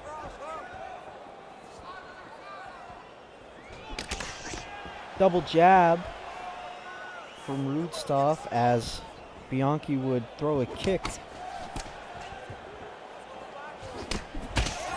Oh, they exchanged left hooks.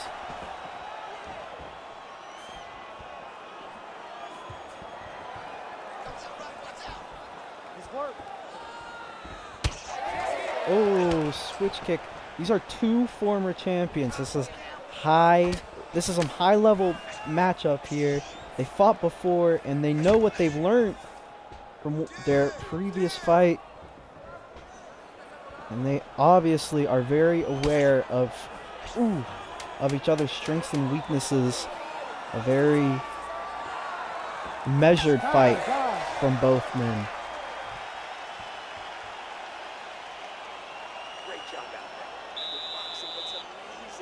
Wow, Benjamin Rudstoff has looked a lot better in this fight compared to their first fight. But Dante Bianchi, of course, has a lot of power in them hands. And Dante Bianchi is not afraid to mix up with the wrestling as well. That's one thing has been great with him. Ready to fight? Oh, I thought Dante Bianchi was a southpaw, but he's been switching southpaw. Maybe the leg kicks have been forcing him to. Or maybe it's a part of his game plan. Who knows?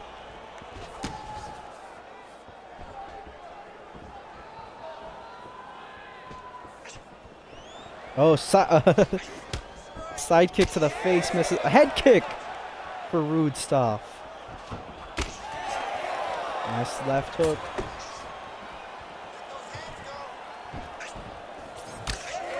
Oh, nice combination. 35% landed for Bianchi. Dante Bianchi, this might be the least amount of punches he's landed in a fight in quite a while. This pace is a lot different, I feel, but it's being turned up as I say that, of course, in the second round. They're throwing quite a bit more. That's big hooks landing for Bianchi. I don't know if Rudstoff can handle that at the rate. He's getting hit with these huge shots. Big combinations for Bianchi. But he fires back. There's Rudstoff. Superman punch for Rudstoff.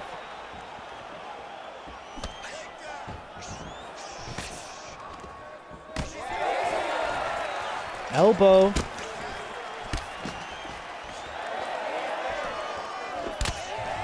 Oh! Off balances Dante. Your head moving.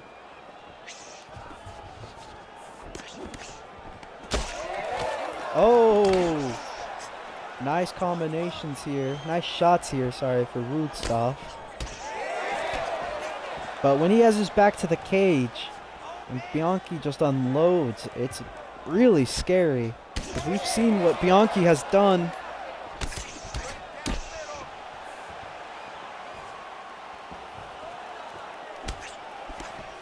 Even in their first fight.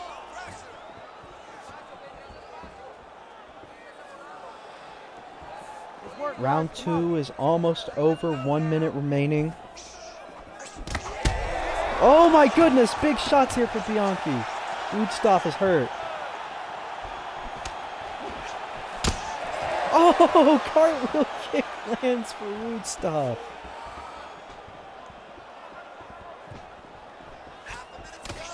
Oh! Overhand right. That would have... Oh! Nice punches for Rudstoff.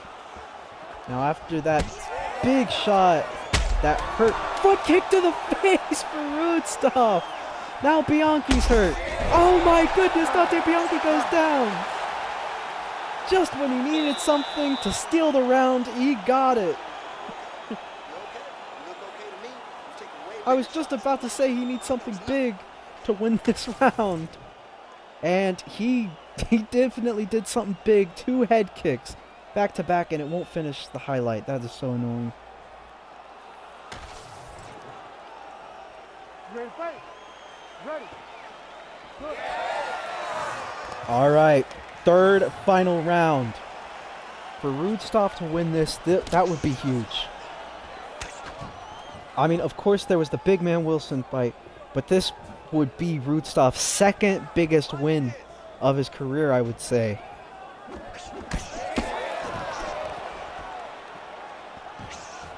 Oh, head kick misses.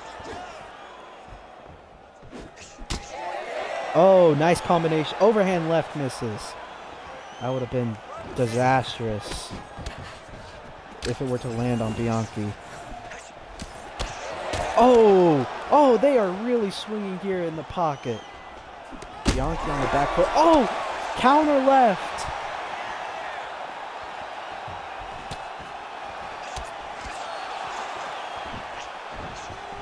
Rudstoff got hurt there, but he's still firing back. Oh my goodness! Bianchi's hurt now. 1-2. Checks the leg kick.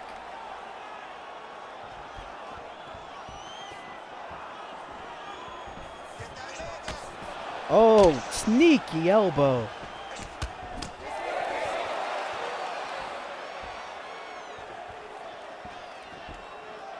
Two and a half minutes remain, halfway through the third and final round. Oh, big elbows here.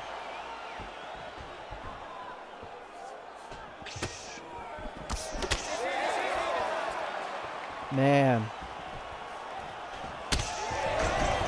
When these two land those hooks, it is scary to watch. It is, you can really see the danger behind them.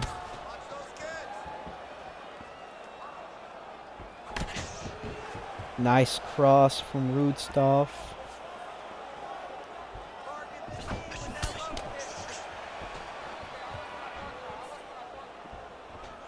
One minute just about remains. Oh, head kick.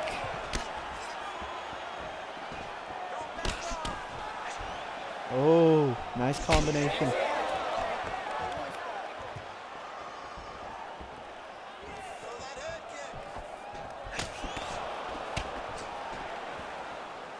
Rudstoff. Oh, keeping distance, and he's glad he did. That knee had a lot behind it. Bianchi trying to get a finish here late, but Rudstoff being very defensively sound, and that is the end of a pretty good fight, I would say. after that, I would say there's a good chance Benjamin Rudstoff is getting his hand raised here tonight.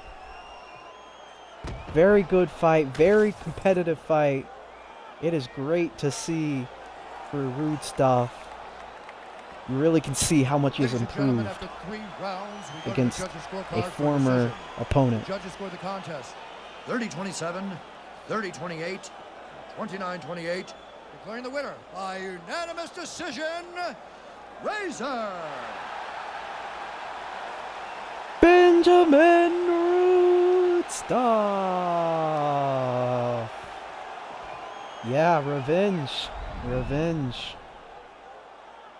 They are now 1-1. Benjamin Rudstoff on a winning streak. And possibly the second biggest win of his career. I mean, with how bantamweight has been, you could see him getting a title shot, possibly. As there's never a lot of people you can give it to. Yeah. 30-27, 30-28, and 29-28. They gave round number 3 a 10-10. I don't know about all that. 10-10 for round 3 is kind of crazy. But yeah, I would have said 30-27 Rudstoff.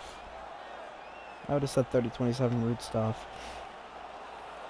Yeah, close competitive fight through 3. And now, still in the bantamweight division, we have DeyPoush Tucson, who just lost his belt at NFC 20, making a quick turnaround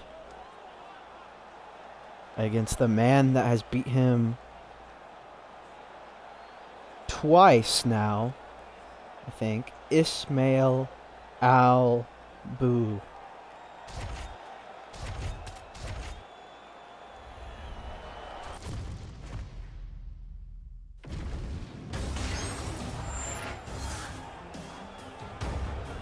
Speaking of big implications in the bantamweight division, Ismail Al-Boo, DeyPoush in the Tucson. UFC bantamweight division. Introducing first, fighting out of the blue corner. This is a huge fight, man. Fighting out of the red corner. Prime time. DeyPoush Tucson. Ready.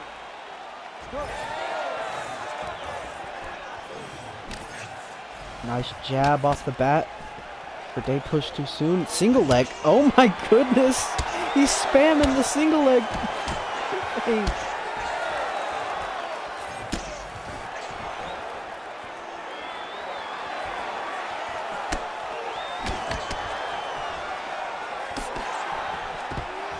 Single leg. And Ismail Al-Boo gets it. Oh my goodness, mounts him immediately.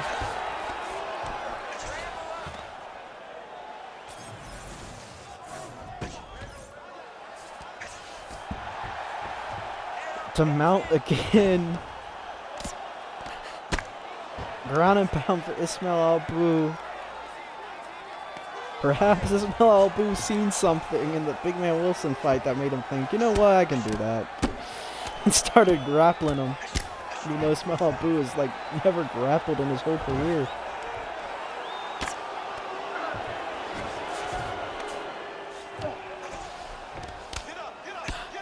The crowd booed for a second and then immediately gave up. I don't know what that was about.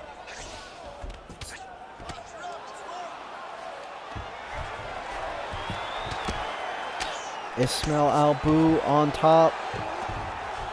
Which, I mean, to be fair, it's a smart strategy. Ismail Al-Boo may have been able to beat him twice on the feet. But, I mean, why do you even have to test it against a guy like DeyPoush Tucson who's so good on the feet? I mean, if you have an easier path to victory, why not take it? And that's exactly what he's doing here. Smart. from Ismail Albu. Yeah.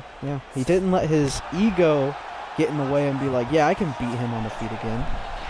He's like, okay, I have more of a chance if I try to beat him in the grappling, and he's going for a submission. Ismail Albu via submission. No one could have predicted that. But they push too soon. Gets out. 1 minute remains. First. Oh, no, they push too soon, going for the rear naked choke.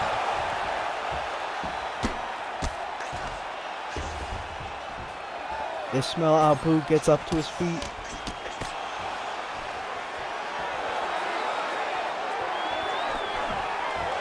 Oh. Right hook for Ismail Albu. Another right hook. Oh my goodness, they push too soon is hurt. Big punches. He goes for the double leg in the final 10 seconds. They trade knees here in the clinch. Huge round for Ismail Albu.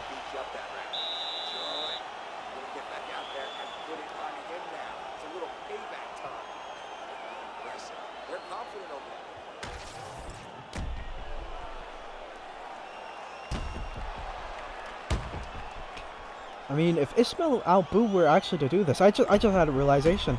I was talking about Rudstoff getting the title shot. Maybe Albu will get the title shot if he keeps this performance up, because I think that would put him on a winning streak, a 2-fight winning streak against Too Soon and Rudstoff, and that would actually be huge. 'Cause I completely forgot about that.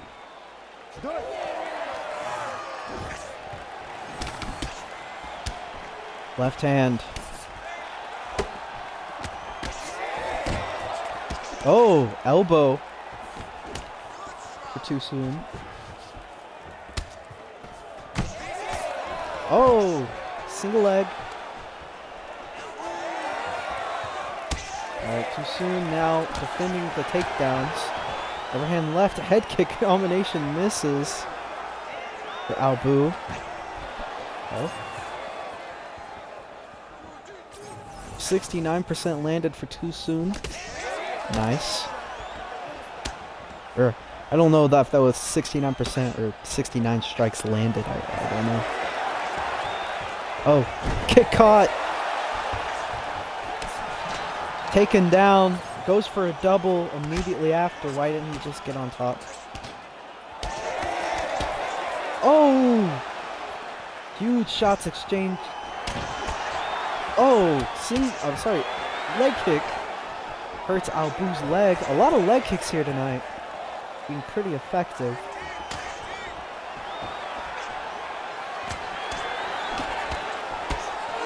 Overhand left for Albu. Right hook for Too Soon. Albu is hurt.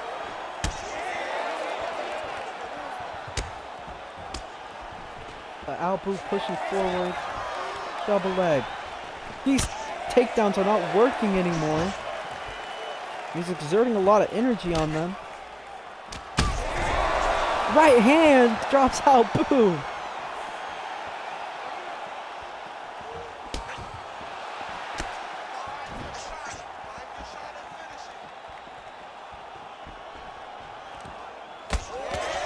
Elbow. Single leg. Man, Too Soon has really improved his takedown defense in between rounds. Oh, head kick! Head kick for DeyPoush Too Soon.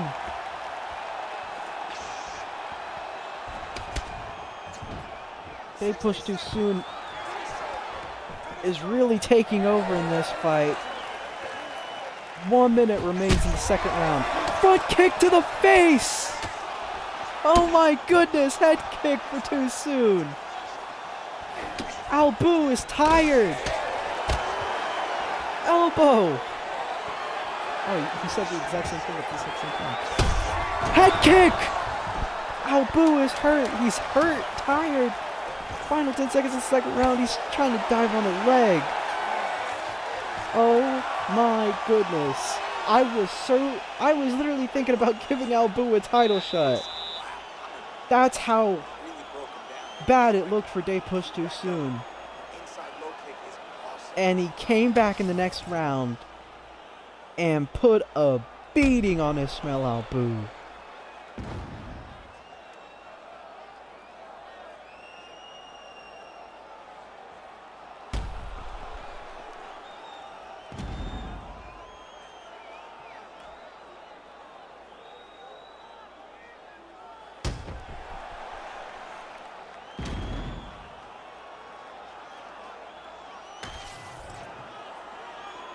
Ready to fight? Ready.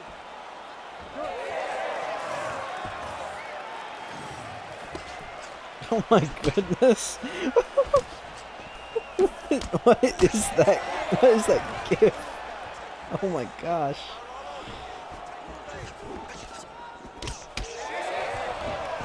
Oh, side kick misses. Oh, big left hand for Al Boo. Ismail Al Boo. Now, oh my goodness, DeyPoush too soon is so hurt. No, don't shoot. No. Oh, a front kick to the face again. He's aura farming at this point. Herb Deed steps in. DeyPoush too soon. Finally got the one man he couldn't beat. He finally got it back. It took so long. So long. I mean, this is a storyline that's been going on since the very first bantamweight fights in the NFC. He couldn't beat Ismail Al Boo then. He couldn't beat him for a title.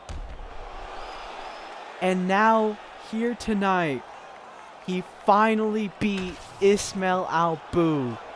DeyPoush too soon is ecstatic. Ladies and gentlemen, referee Herb Dean has called a stop to this contest at 1 minute, 12 Revenge. seconds of the third round. Revenge Declaring the winner by is being served tonight. Prime time. DeyPoush too soon.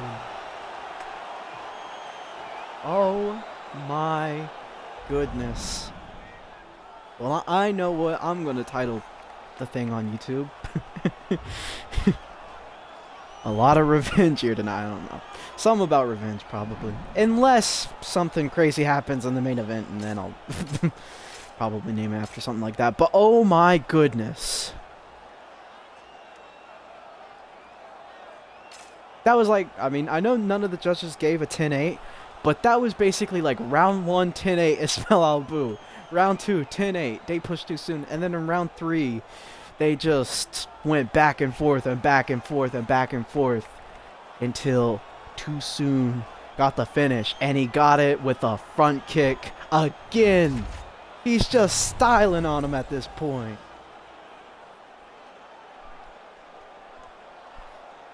And we move to the most historic division in the NFC, the welterweight division. That even makes sense. Probably not, but y'all know what I mean. Tam Pax lost his belt to Chris Phillips, but has looked good up until then. And he's taken on a legend of the game, the very first welterweight champion, I do believe, Benjamin Perez. Benjamin Perez has been pretty consistent. He's been around for a while, but he still is able to keep up with the best. And Tam Pax is the up-and-coming best. He's the new best. So let's see if Benjamin Perez can still be the best. I'm the best, Mama. Who's the best? Introducing first, fighting out of the blue corner, Perez! Benjamin His Perez! opponent, fighting out of the red corner, the Apex!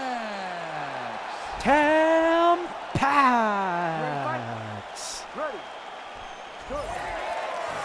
Yeah, oh, 20 years difference. Yeah, crazy. Crazy age difference. Tam Pax gonna look to keep it on the feet. And Benjamin Perez is gonna look Oh my goodness. Oh my goodness. Tam Pax is being very aggressive here, but not landing anything of note. Oh, head kick for Benjamin Perez. Double leg, but gets defended. That's why Tam Pax is so good. His takedown defense is very good, and he is able to do damage on the feet. Oh, he's able to wear you down, too. He can really beat you any way on the feet. He can jab you to a decision, and if he needs to, he can find that shot, and an Imanari roll misses for Benjamin Perez. He missed an Imanari roll. Sounds like something douchebag Daniel would do. Nice combination lands for Tam Pax. Nice combination. Oh. See, Benjamin Perez is not doing necessarily too bad. It's just at defending these shots, he just can't get it to the ground, but he finally does.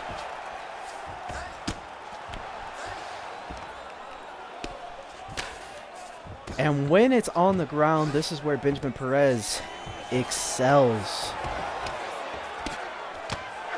I expect Benjamin Perez to go for submissions, get good ground and pound,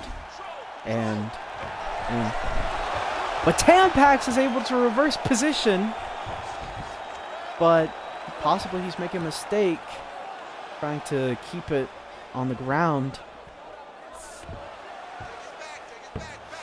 But he gets both hooks in, so maybe it's possible that I should shut up. He gets the mount.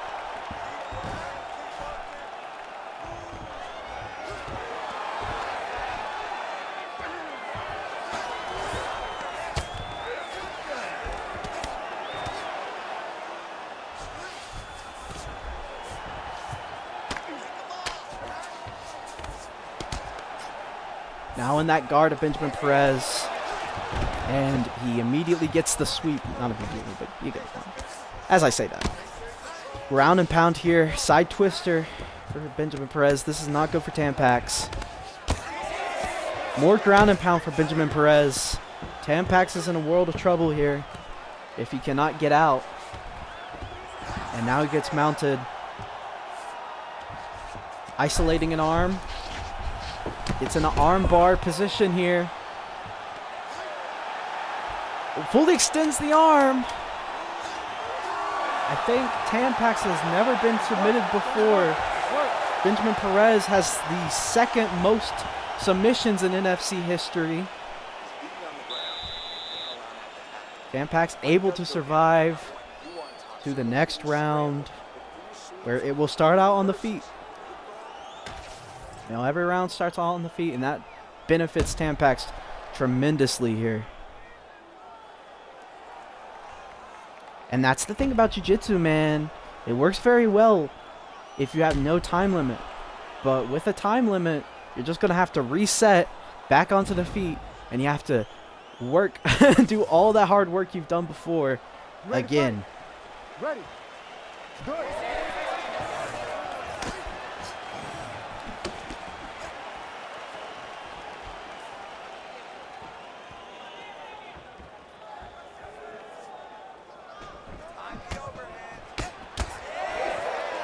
Oh, sidekick misses for Tam Pax. Oh, sidekick misses for Benjamin Perez. Benjamin Perez is not afraid to throw some funky strikes on the feet. Oh my goodness! And maybe he should be, because he got punished bad for trying to throw a spinny kick.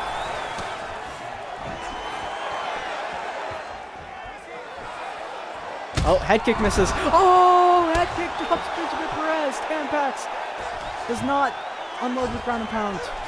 Tam Pax walking away. Type of moment right there.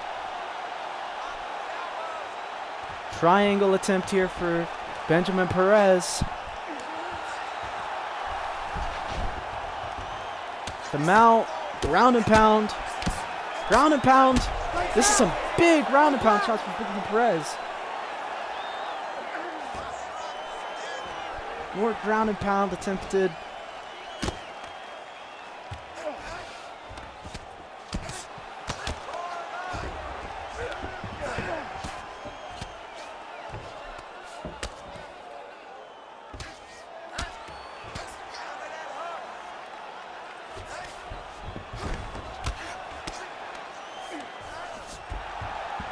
Back to mount for Benjamin Perez.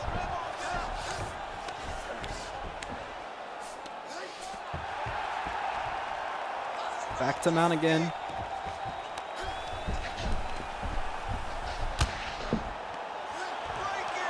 Armbar fully extended, and there's the tap. Benjamin Perez with the second round armbar.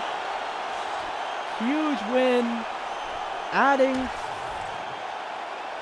to his mini growing collection of finishes throughout his career. That is a huge win. I mean, this is a guy that literally just lost his belt, and Benjamin Perez beat him like no one's ever beat him before. I mean, that's a great win. Unk still got it.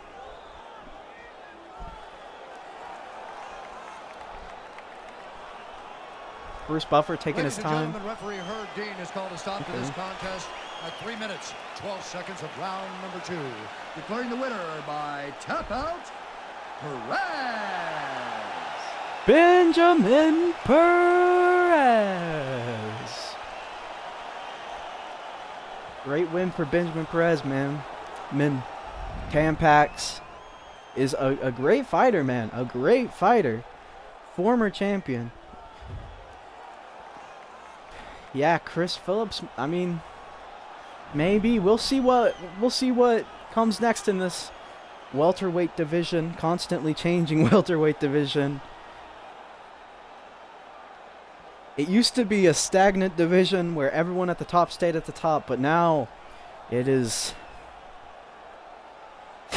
it is up and down and left and right sometimes.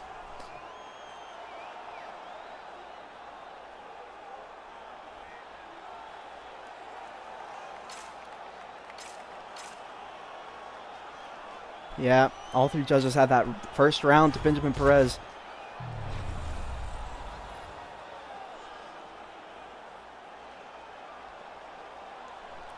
All right, ladies and gentlemen, next up, the featured bout on the main card, Kenny East. Friggin' what's his face? What a fight. What a fight. And shout out to WIZINHO for making this card again. But, one second, guys. I gotta go use the bathroom real quick. Do not say heinous things in the chat while I'm gone. I will not appreciate that. I will be sad.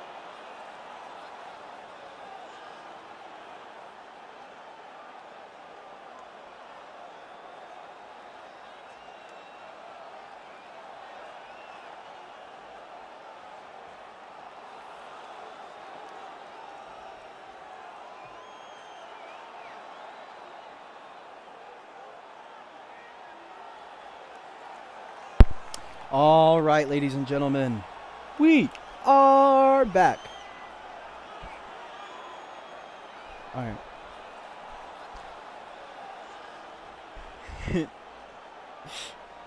Kenny East, who just lost his belt, is taking on friggin' Wasshisface, who is coming off of a fight of the year loss to the other man in the main event, Dick Gayson. Fight of the decade.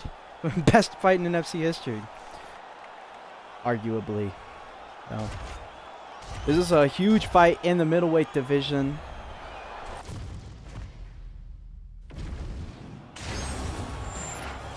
Pop time. Oh, I just realized why you said that. 10 years. The elder is Kenny East. This fight is 3 rounds in the UFC. 5 inches of reach for friggin' Wasshisface. Introducing first, fighting out of the blue corner, ferocious. Friggin' what's his Out of face? the red corner, the eraser. Kenny East. Yeah, 11 years. If I said 10 years, I was just rounding.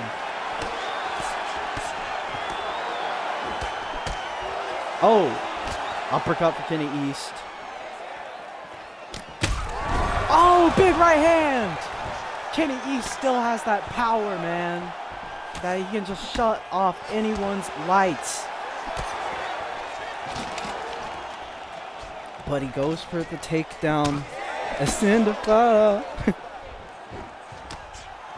At the end of the card, please. Oh my goodness! Friggin' Wasshisface got sent flying with the left hook. Kenny East is a beast. We're talking about friggin' Wasshisface right now. This guy put Dick Gayson through the ringer. You know? He beat Chow Lamas like no one ever has. Oh my goodness, heel hook. Kenny East just has crazy power, but friggin' Wasshisface is so good even on the ground. He gets out of the leg entanglement. That's Kenny East, but oh my goodness, the jiu-jitsu of friggin' Wasshisface is unrelenting. And he's going for that arm bar already. You just can't jump in this guy's guard.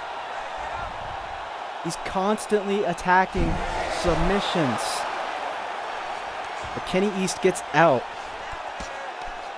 Kenny East has good grappling of his own. Of course, Kenny East is coming off of a submission loss, but he still has very good grappling. And that is what makes him so dangerous. He's not just a power puncher. He is a very good wrestler. And he can win a fight via wrestling. He's done it before. He's done it against Mindless Masta, man who fought earlier on the card.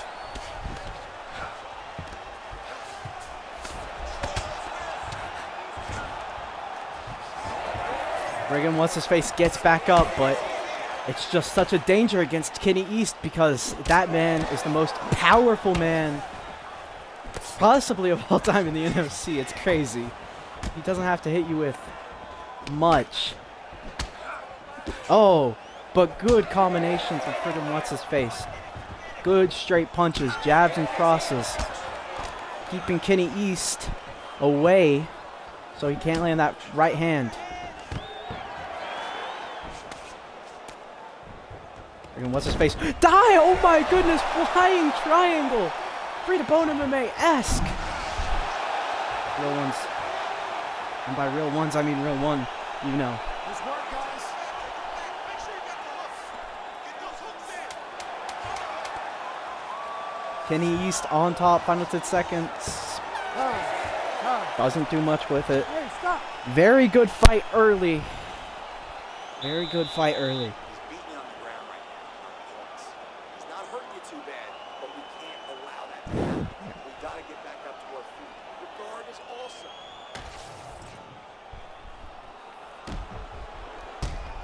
That right hand is just nasty. And then he also caught him with a left hook after that.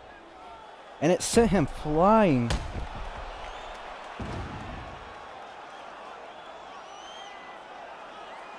Yeah, Kenny East just put that damage on him.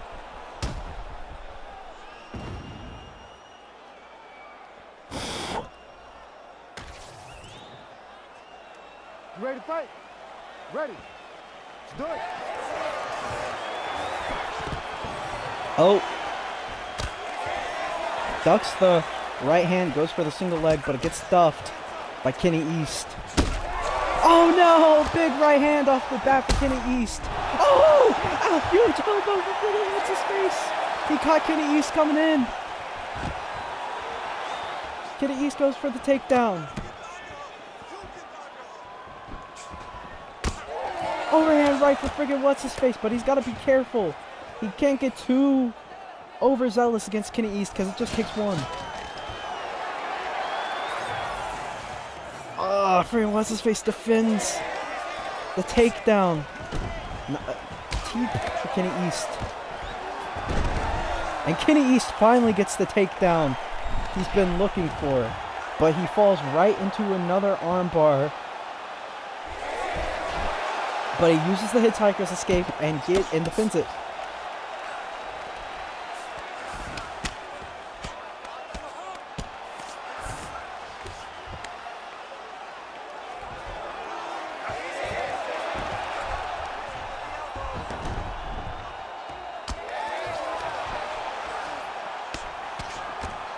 Round and pound for friggin' what's his face.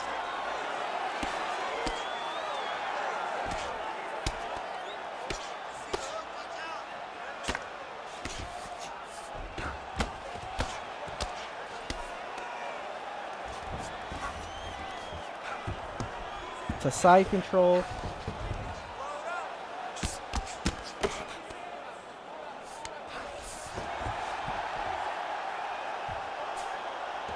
Isolates an arm. Just friggin' what's his face. Step over to the back. Friggin' what's his face. I had to do it. Especially considering he low-key kind of looks a little bit like Danaher. Oh my goodness, friggin' what's his face stands up. That's a bold choice against Kenny East. Oh, left hook. The friggin' what's his face. Oh, avoids that right hand of the Kenster Easter. Keister. Kenny Keister. Alright, punches in the clinch for both men. 1-2. Kenny East gets the takedown.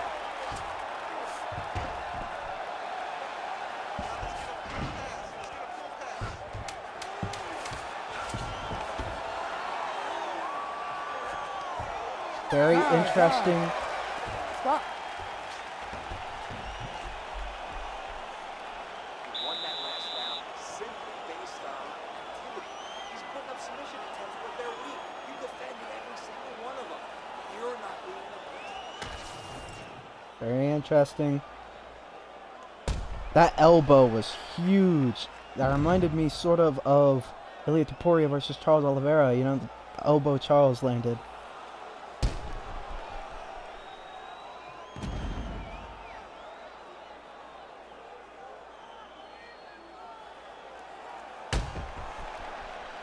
That was just perfect timing. Ready to fight? Ready. All right, third and final round. Oh, big right hand. For friggin' what's his face. Big punches it in the clinch for friggin' what's his face, but he still has to be careful, of course. It just takes one. Double jab. Oh, left hook for friggin' what's his face. Look at him go. Oh my goodness. Left hook. Friggin' what's his face going for the finish.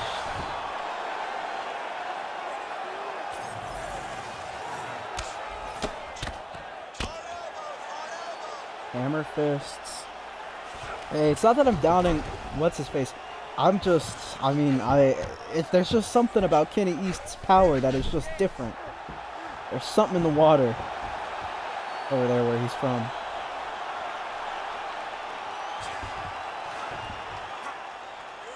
Ah, I tried to make a joke and I didn't even get it right. Kimura attempt.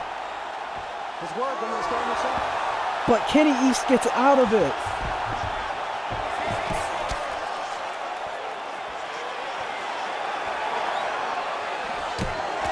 Uh-oh. Huge shots.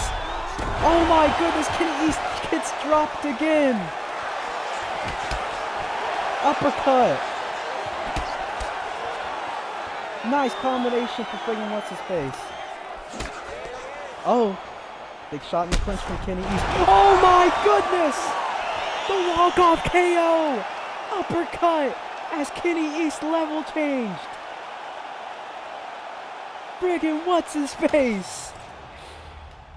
Oh my goodness, how good is friggin' What's-His-Face? That is crazy. I don't know if we've ever seen Kenny East get folded like that, as you said. Man. There's never been a boring friggin' What's-His-Face fight. That is crazy. Or a Kenny East fight, probably. Yeah, that's crazy. Oh my goodness. Ladies and gentlemen, referee Herb Dean has called a stop to this contest at 2 minutes, 44 seconds of round number 3. Declaring the winner by knockout, ferocious. Friggin' What's-His-Face? Wow. Wow. Coming off his first loss and getting knocked out in the way that he did against Dick Gayson. I mean, there were a lot of doubts about his chin, especially against someone like Kenny East, and oh my goodness, he proved the doubters wrong. He literally only lost to Dick Gayson. And who knows, Dick Gayson might become the champion tonight. I mean, of course, who knows? Respectfully, Sheet Sticks is... Oh my goodness, Sheet Sticks is good. So, well, we'll see how that goes, but... I mean, that really... Oh my goodness, that shows you how high level this division is. Wow. Wow.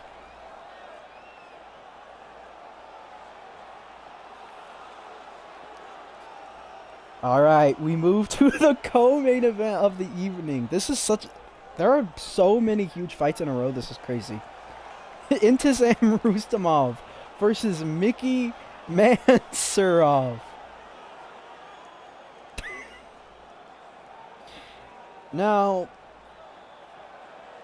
listen, if you told me this fight was going to get booked a while ago, I would have told you, oh, we were being stupid, right? We were being silly. But that is not the case here, as the conditions are perfect timing to have Intizam Rustamov fight Micky Mansurov. It is the fight to make. And that is crazy to think, but it is true. Intizam Rustamov on a 2-fight losing streak to Oozmanboy and Wasshisface, the current champion. Micky Mansurov has looked great at heavyweight. His only losses at heavyweight were to Hillbilly Joe and to, of course, the current champion, Wasshisface. So, this is a huge fight in the heavyweight division. Intizam Rustamov looking to get a win for the first time in quite a bit. Micky Mansurov is looking to beat the best heavyweight of all time and make a name for himself at heavyweight. Even more of a name for himself at heavyweight.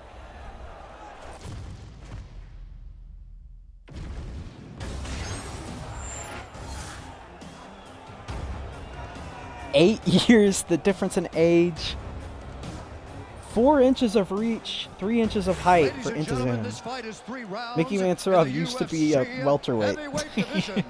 Introducing first, fighting out of the blue corner, Mr. Untouchable, Micky Mansurov. Fighting out of the red corner, the Enforcer, Intizam Rustamov. Ready. Good. Round 1 of a huge fight in the heavyweight division, the co-main event. Intizam Rustamov dropped early by Micky.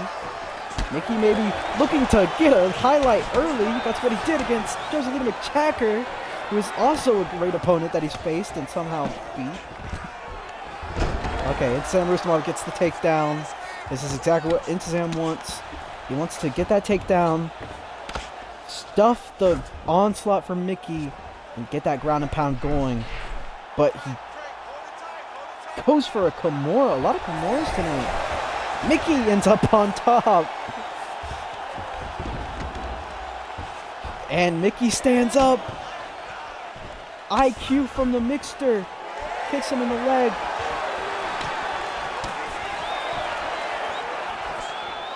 Left hook misses. Combination for Micky.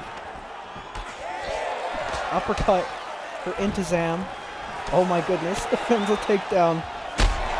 Oh my goodness. Uppercut for Intizam. Intizam's no slouch on the feet, as you can see. He's not just a wrestler. He has power in them hands. But elbow from Micky. Punches in the clinch from Micky.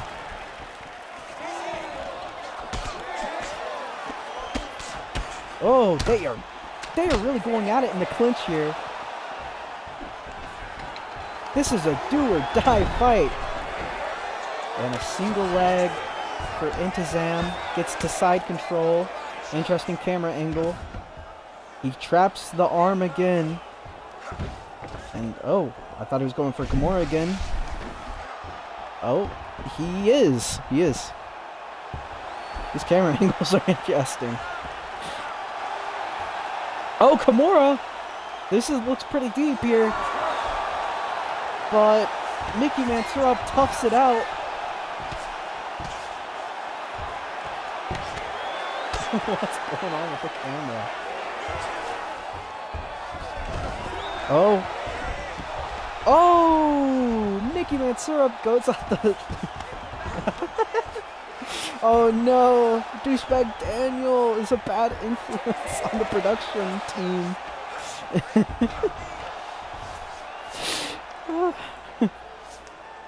Intizam Rudstoff now on the back. Oh goodness, did I call him Instaman? Ground and pound from Intizam. Oh my goodness, what are the camera angles? What are these camera angles, man? I understand it's a Micky Mansurov fight, so something weird has to happen. But like, why is it this? Why is it this consistent? Sometimes the camera glitches out, but the camera is just staying glitched out, unglitching out, and then glitching back out. Oh my goodness, he did a flying knee to the body. That's how he opened the fight.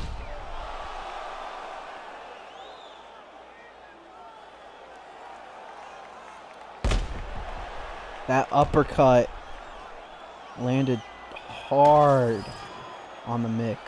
You ready to fight? Ready. Let's do it. Right kick for Intizam. Right hand for Intizam. Another right hand. But Micky with a combination. And right from Micky. Of course, this is a 3-round fight. The main event championship fight. 5 rounds. Oh! He takes the back. It's Intizam. But Micky does well to defend it.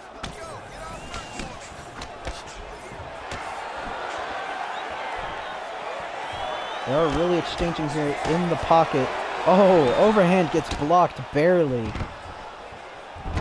Nice takedown defense.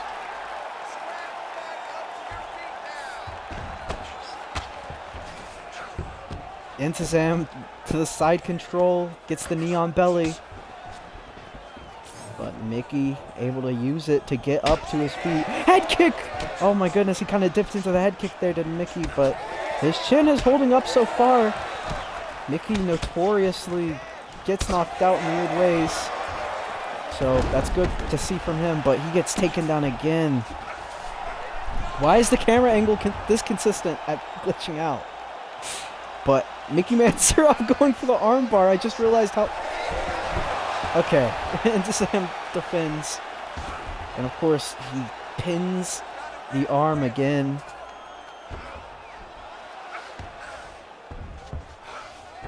I mean, all things considered, Micky Mansurov is far from having the worst performance against Intizam. And that's an accomplishment of itself, even if he doesn't get the victory here.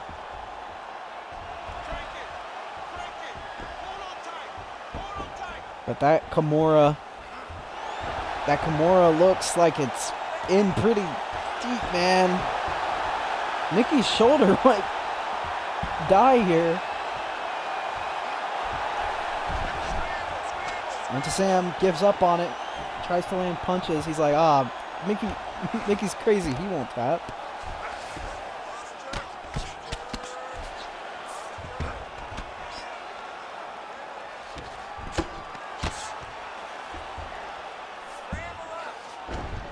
Maintaining that top position is Intizam. Ground and pound for Intizam. Goes to north-south. Micky landing shots to the body from the bottom. Oh!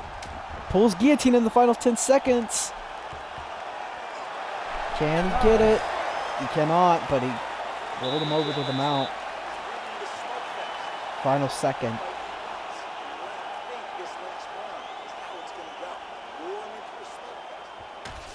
Alright, round 3 coming up. Micky Mansurov might need something big here. But competitive fight on the feet and on the ground. You are seeing a story of Intizam dominating him, but Micky did get that armbar attempt. Ready, fight. Ready.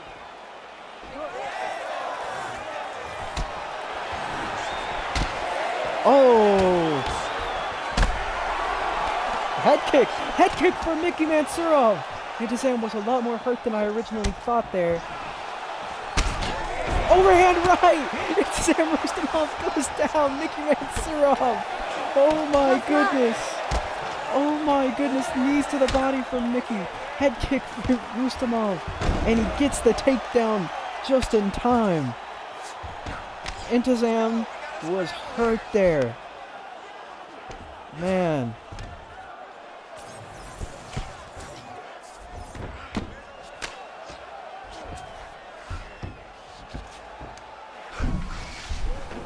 Kimura attempt from Intizam. Man. I don't know if Micky's gonna tap. He gets out. Micky gets out. Micky, stand up. Stand up. Jiu-jitsu isn't real. Dang it, Micky.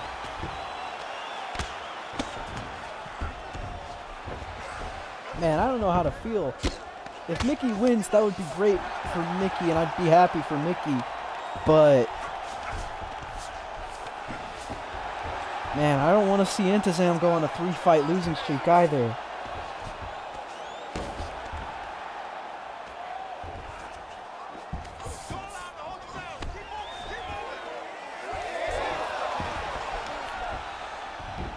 Intizam Rudstoff ends up on top.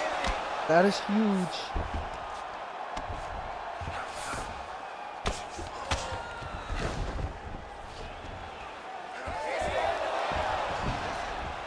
Micky Mansurov ends up on top.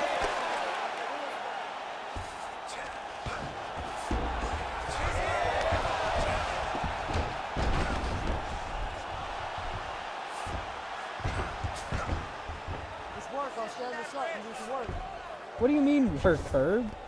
Herbalicious. Oh my goodness. Micky's fully flattened out. But Micky's able to survive, but Micky needs to do something. 1 minute remains in this fight. I don't know if Micky will get the victory if it goes to a decision. Intizam Rudstoff firing ground and pound. Micky gets on top. Now's your chance, Micky. Get up. He's opting to go for ground and pound. Can he do something big though with the ground and pounds?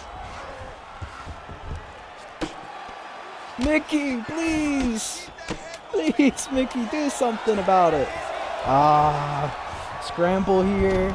Intizam ends up on top in the final second of the fight. Wow, Micky Mansurov making it to the final bell is an accomplishment in of itself. Who knows who the judges will give it to, yada yada yada, but, you know, we all know who they're gonna give it to. Probably. 40 to 2, Micky.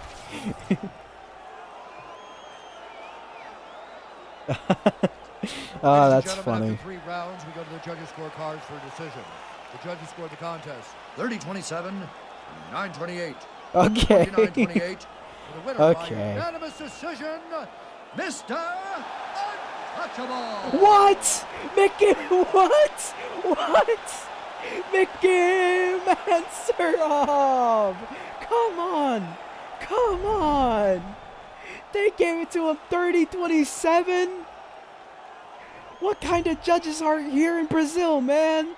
What kind of judges are here in Brazil?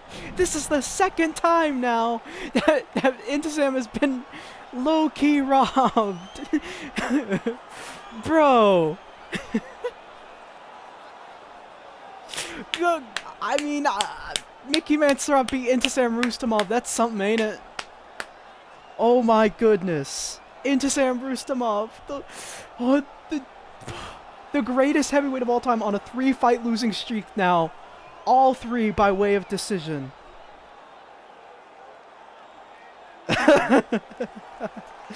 Oh my goodness. Oh my goodness. Oh my gosh. Man.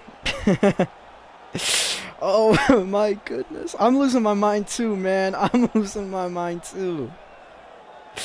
Holy schmoly. They gave it to the Big Mick.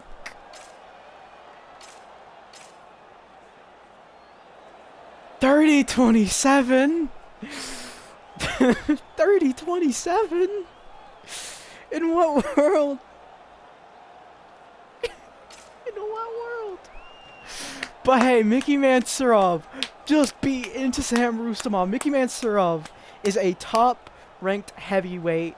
He remains to stay. I mean, I have to say this gave me an idea for what to do next at heavyweight. I won't get into it. Y'all find out in due time. In due time, my friend.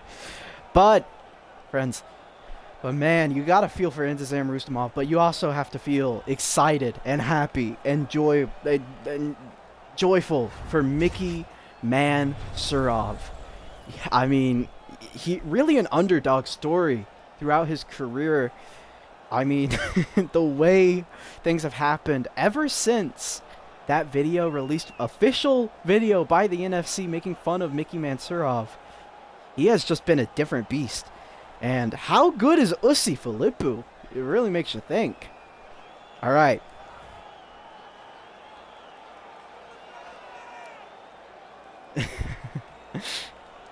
I hate losing.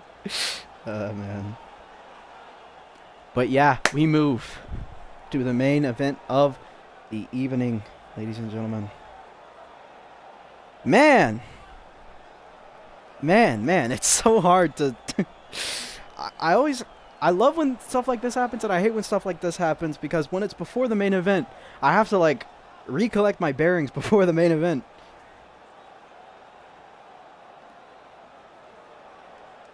Because yes, that did just happen, and yes, that's crazy. But you know what's even crazier? Dick Gayson has made his way back to the top, getting a title shot in a different weight class against Sheet Sticks, the current champion who beat Kenny East to win the belt at NFC 20. I mean, this fight is massive.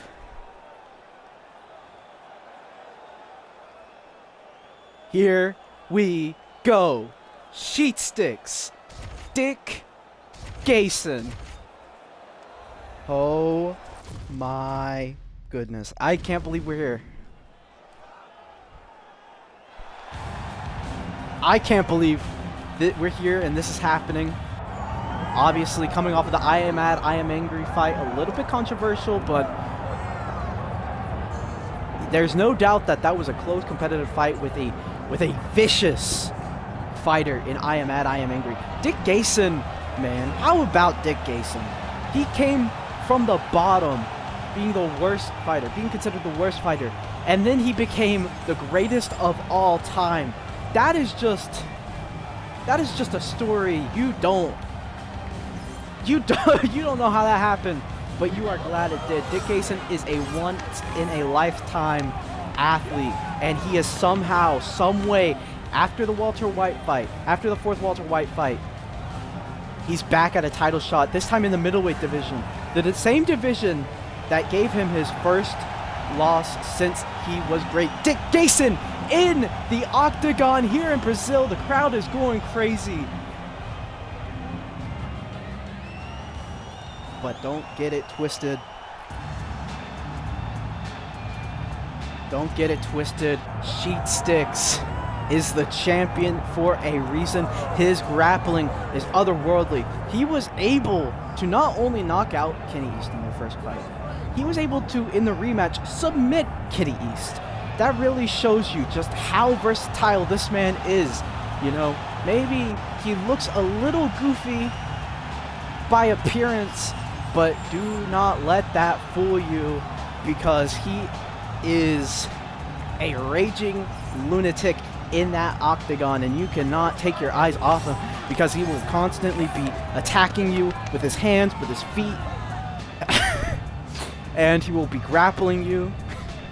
I mean, frankly, the only way you can win a fight against Sheet Sticks is by filing a restraining order, because this man will not get off of you once he has the chance to get on you. Pause. All right. Age difference of 9 years. 6 inches of reach for Dick Gayson. This is the main event of the evening.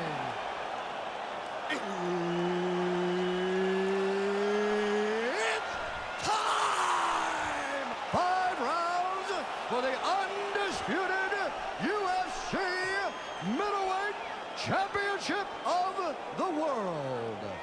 Introducing first, fighting out of the blue corner, DeyPoush. Dick Gayson. Fighting out of the red corner, Shotgun. Sheet Sticks.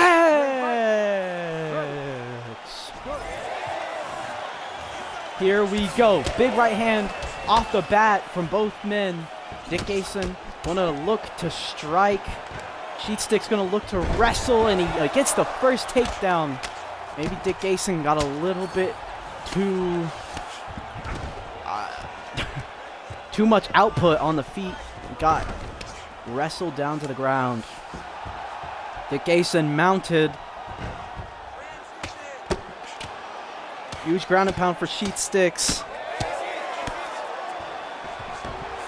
But Dick Gayson able to get to the half guard.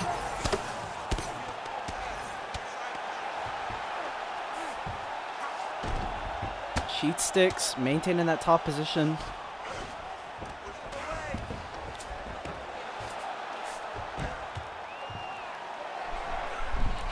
Head and arm attempt here for Sheet Sticks.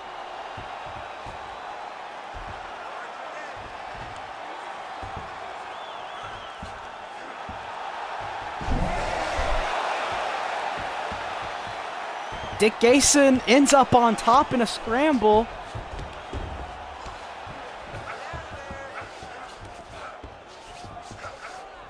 Dick Gayson maintaining that top position, but he chooses to get back up to his feet.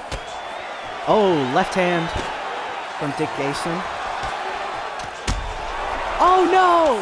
Dick Gayson gets overzealous with the right hand and gets countered with the left from Sheet Sticks. Dick Gayson on the back foot, right hand from Dick Gayson. Leg kick for Dick Gayson. Oh my goodness! Huge shots from Sheet Sticks.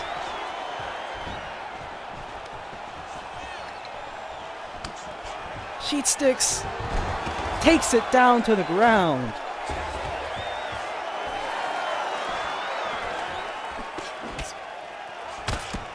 Oh, big elbow. Big shots here from Sheet Sticks.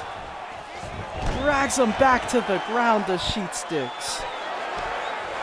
Man.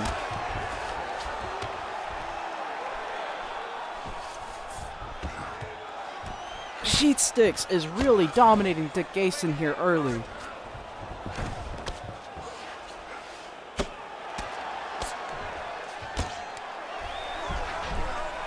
Head and arm attempt here for Sheet Sticks.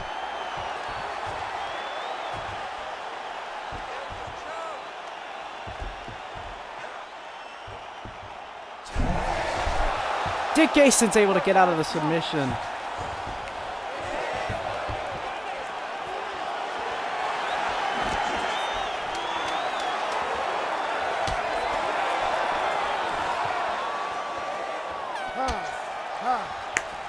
And that is the end of round number 1. Yes, exactly. Yeah. Walter White, the fourth Walter White fight definitely does pop into mind with fights like this because, I mean, it's just so hard to think. I mean, before it was like Dick Gayson is the best anti-wrestler, but after the Walter White quadrilogy, it's like, and how he got submitted there, you always have your doubts against jiu-jitsu guys like this.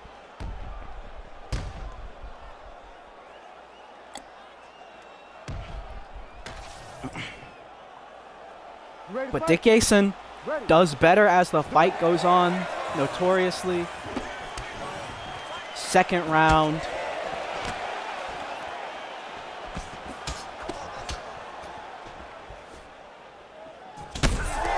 Oh no, big shot from Sheet Sticks. Dick Gayson's hurt.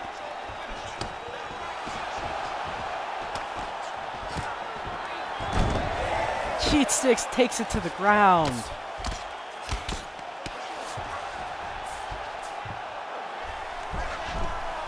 Armbar for Dick Gayson. Dick Gayson almost did submit Walter White in their second fight, or first fight.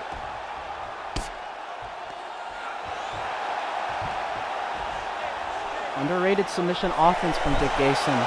But Sheet Sticks is able to get out, end up on top in side control.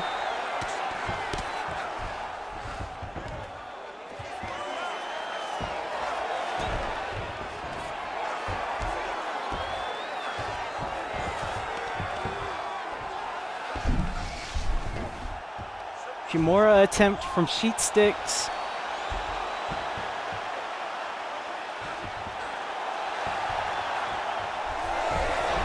Oh, Dick Gayson able to get out, to end up on top.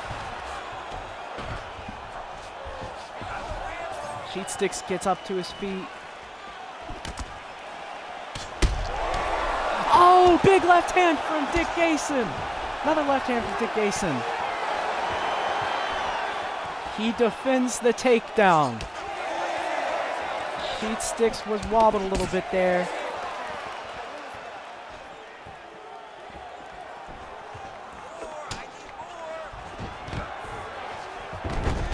But another takedown.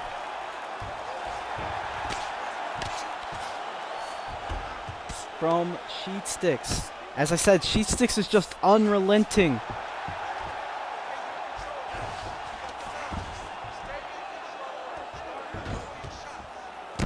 Ground and pound from Sheet Sticks.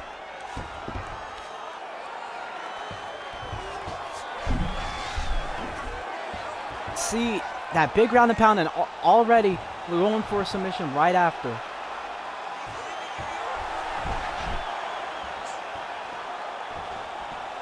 Oh my goodness, the cameraman flew away. He has ascended. Dick Gayson stuck on the bottom here.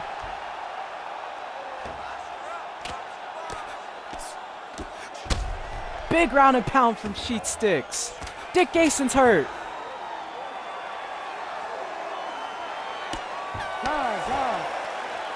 Another huge round for Sheet Sticks. Nice job last round. Take it easy. This next round, we want to do the same thing. Let's get this fight back down to the ground, and then we're in your world.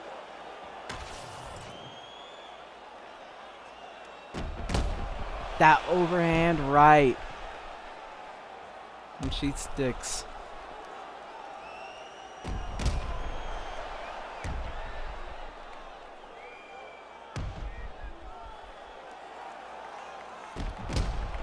Kind of looked like that left hook woke Dick Gayson back up. He was going to fall down, but that left hook woke him back up. Ready, fight. Ready.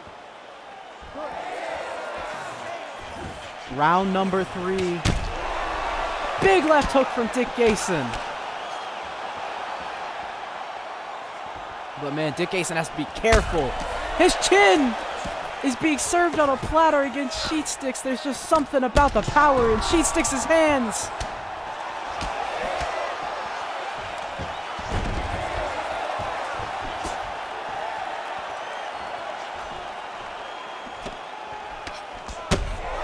Another left. Oh my goodness. He dropped Sheet Sticks with a jab.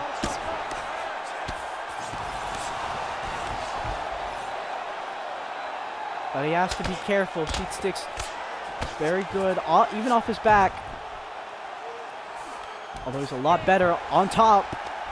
I mean, everyone's a lot better on top in MMA compared to Jiu-Jitsu, but you get the point. He has offense from his back like this guillotine.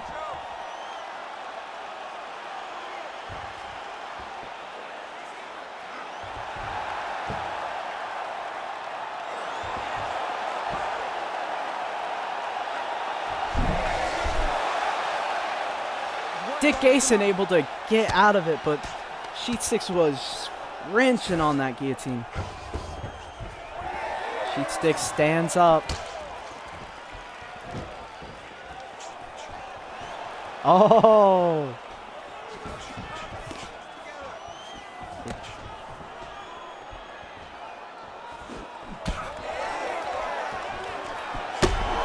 Oh, big uppercut for Dick Gayson! But, Sheet Sticks ducks the hook and gets the takedown. That was beautiful.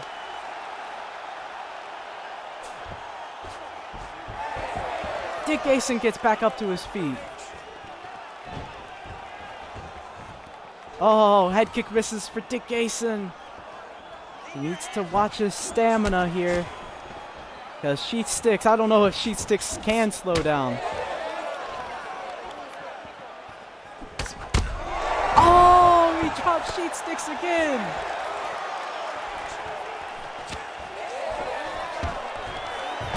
But Sheet Sticks gets the takedown again.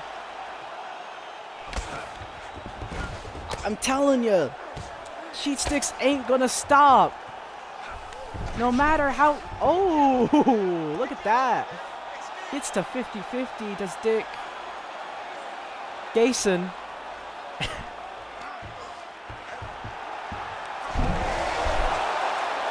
But Sheet Sticks stands up. Oh, overhand left for Dick Gayson. Now, right hand at the end of the round for Dick Gayson. Oh my goodness. We have a fight on our hands, ladies and gentlemen. This is a classic striker versus grappler matchup, and it is entertaining. Wait. Uh-oh.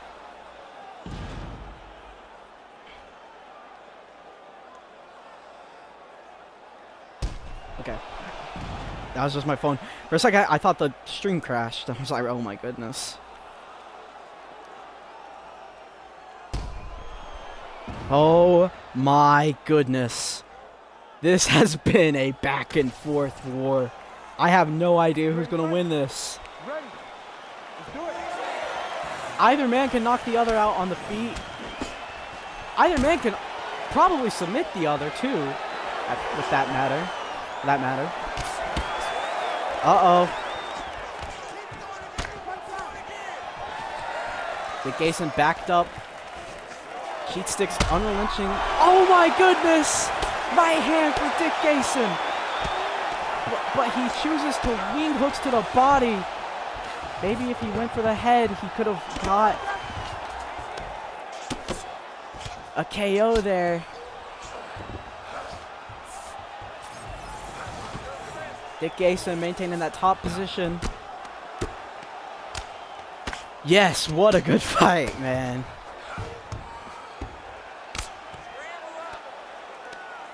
I thought both were out of it several times.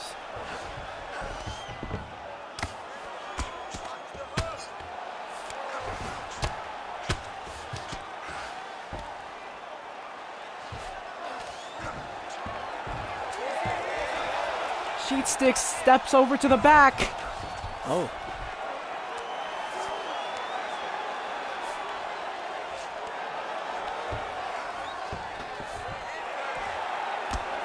All right. Sheet Sticks on top.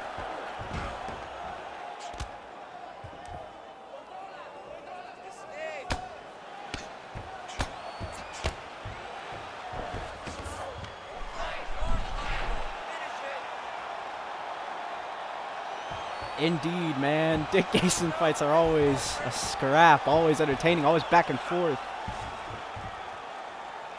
Sheet Sticks going for the submission. But Dick Gayson gets out somehow.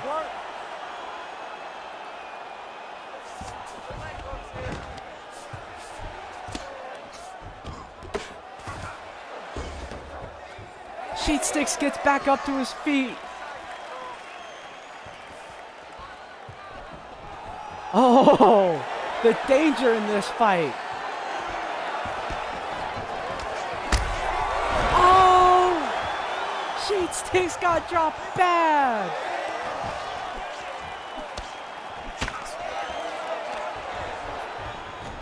Guillotine. Both are exhausted, man. Both are exhausted. But they are both pushing the pace somehow.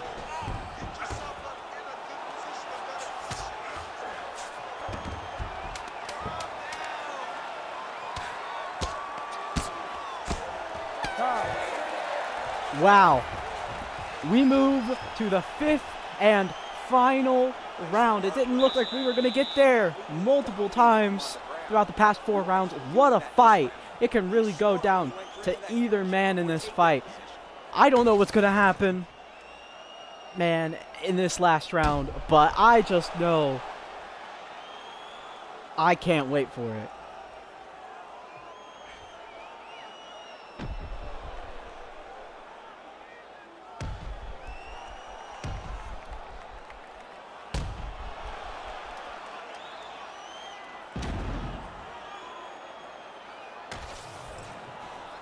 Oh, man, my heart is racing.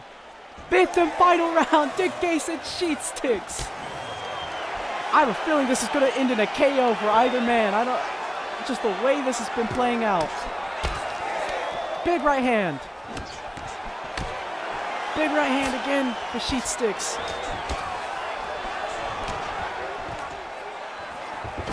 Sheet Sticks gets the takedown. Sheet Sticks gets to the mount.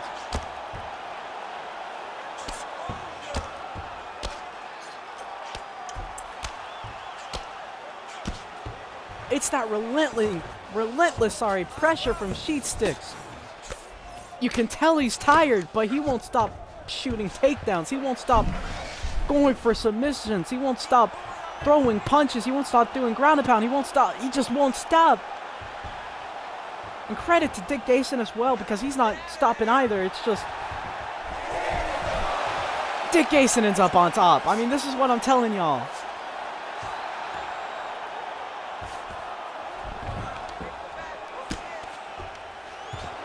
Dick Gayson now trying to isolate the arm.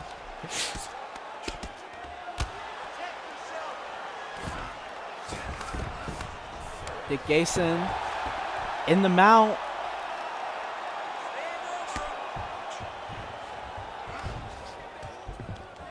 Dick Gayson postures up. Ground and pound for Dick Gayson. Wow. Dick Gayson maintaining that top position.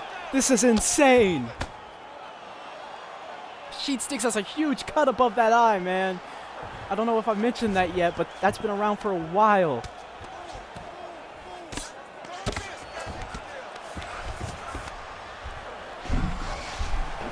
Head and arm choke attempt for Dick Gayson.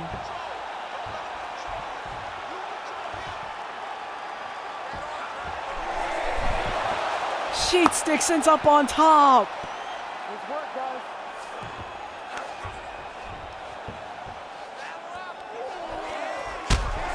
Oh! Big right hands for Sheet sticks. That could win him the fight.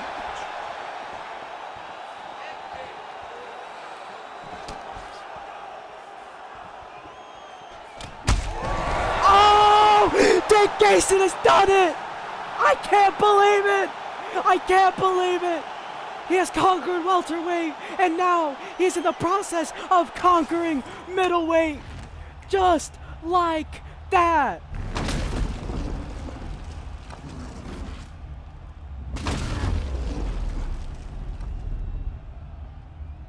That left hook has been with him this whole fight, and he's never deviated away from it, and it finally paid off in the biggest way possible, in a huge finish, in a huge fight. He's the middleweight champion of the world. Oh my goodness. Ladies and gentlemen, referee Herb Deans called a stop to this contest at 4 minutes, 15 seconds of round number 5. Declaring the winner by knockout and new. He has done it again. Oh my goodness. Dick Gayson.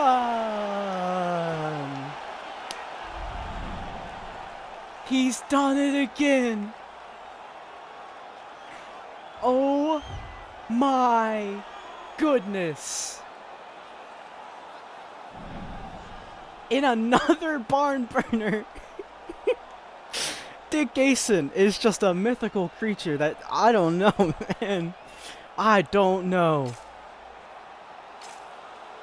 It looked like he was going to get finished in that first round. It looked like he was going to get finished in that second round. And wow. Wow. Wow. There's a good chance the judges would have gave it to him anyway.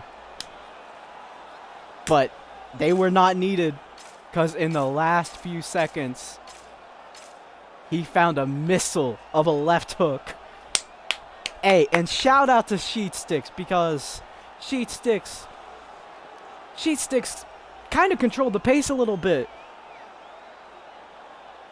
Kept pushing forward. You know, and kept using that wrestling. Never gave up on himself. Dick Gayson never gave up on himself. Another fight of the night for Dick Gayson. That is crazy. Hey, WIZINHO. You made it an amazing card, my friend, I have to say. Top to bottom, amazing fight after amazing fight after amazing fight.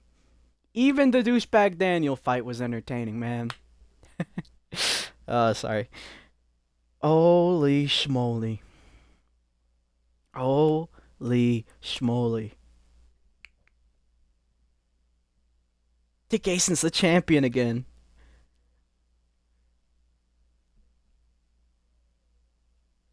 I mean, who do you give Dick Gayson? Who do you give Dick Gayson? I mean, you could give him the friggin' Wasshisface rematch, I suppose. You could give him the Iamad Iamangry rematch, but Iamad needs a win before then, but we'll give Iamad a fight before then, so who knows? Oh! Duh! Friggin' Wasshisface, Iamad Iamangry. Duh. Whoever wins that. I mean, maybe. Who knows? Who knows what the booker's gonna do? I don't make the fights.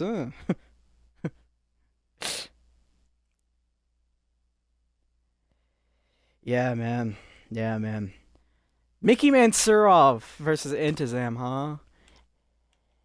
Friggin' what's his fate? Oh my gosh. Benjamin Perez got the submission against Tam Pax. Holy schmoly.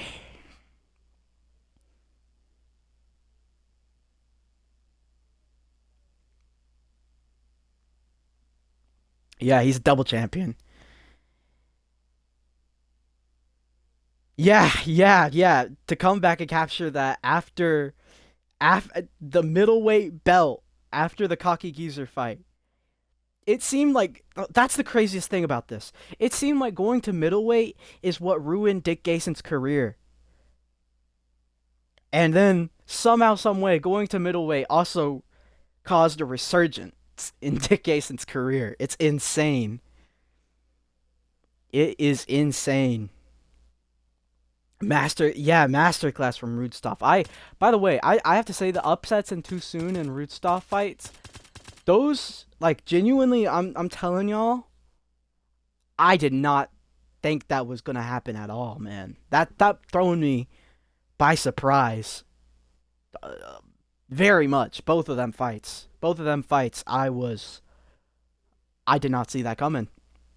I was like, oh yeah, Dante Bianchi's gonna win that, of course. Oh yeah, Ismail Albu's gonna win that, of course, because that's just how the bantamweight division goes. Well, not anymore.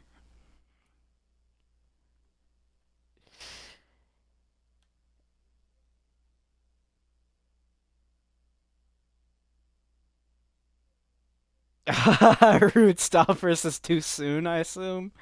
Ah, man. That would be fun. I mean, their first fight was pretty fun. The build up to it was amazing. Yeah.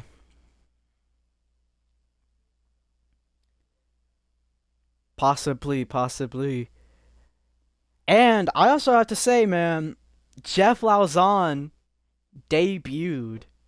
That was huge. Which I know, I mean, I did that, but yeah, I had to do that, by the way. I saw the WIZINHO card, and I saw you actually put up a very good card, in my opinion. And I was like, you know what? I'm gonna give him what he wants. Gonna let Jeff Lauzon debut. Also, UFC 6 was announced, so it's not like we're gonna get any new fighters anyway. So I might as well just make that. And yes, that also means I'll make whatever you want, Neon Mar. If that is John Joan, it's so be it. John Joan can be made, by the way. Just so you know. Yeah. I'm very interested to see how Jeff Lauzon does. I would love to one day get the Benjamin Perez fight. Jeff Lauzon. Because ultimately, that's like the fight that everybody wanted to happen. The whole hood wanted it to happen. Did not happen. Very sad. The whole favela.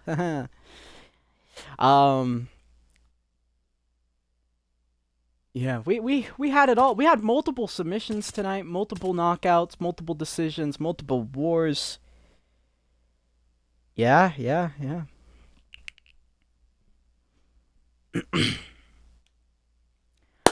Alright, and speaking of UFC 6, UFC 6 is coming out soon. And up until then, I want to have an NFC card just about every single week until UFC 6. So, I know it's been a while since NFC, but I'm feeling better and everything, so NFC is going to be a lot more active in the coming weeks, so be hype. And then when UFC 6 comes out, of course, that will be huge. NFC on UFC 6, that will be great. Ladies and gentlemen, that was an amazing card.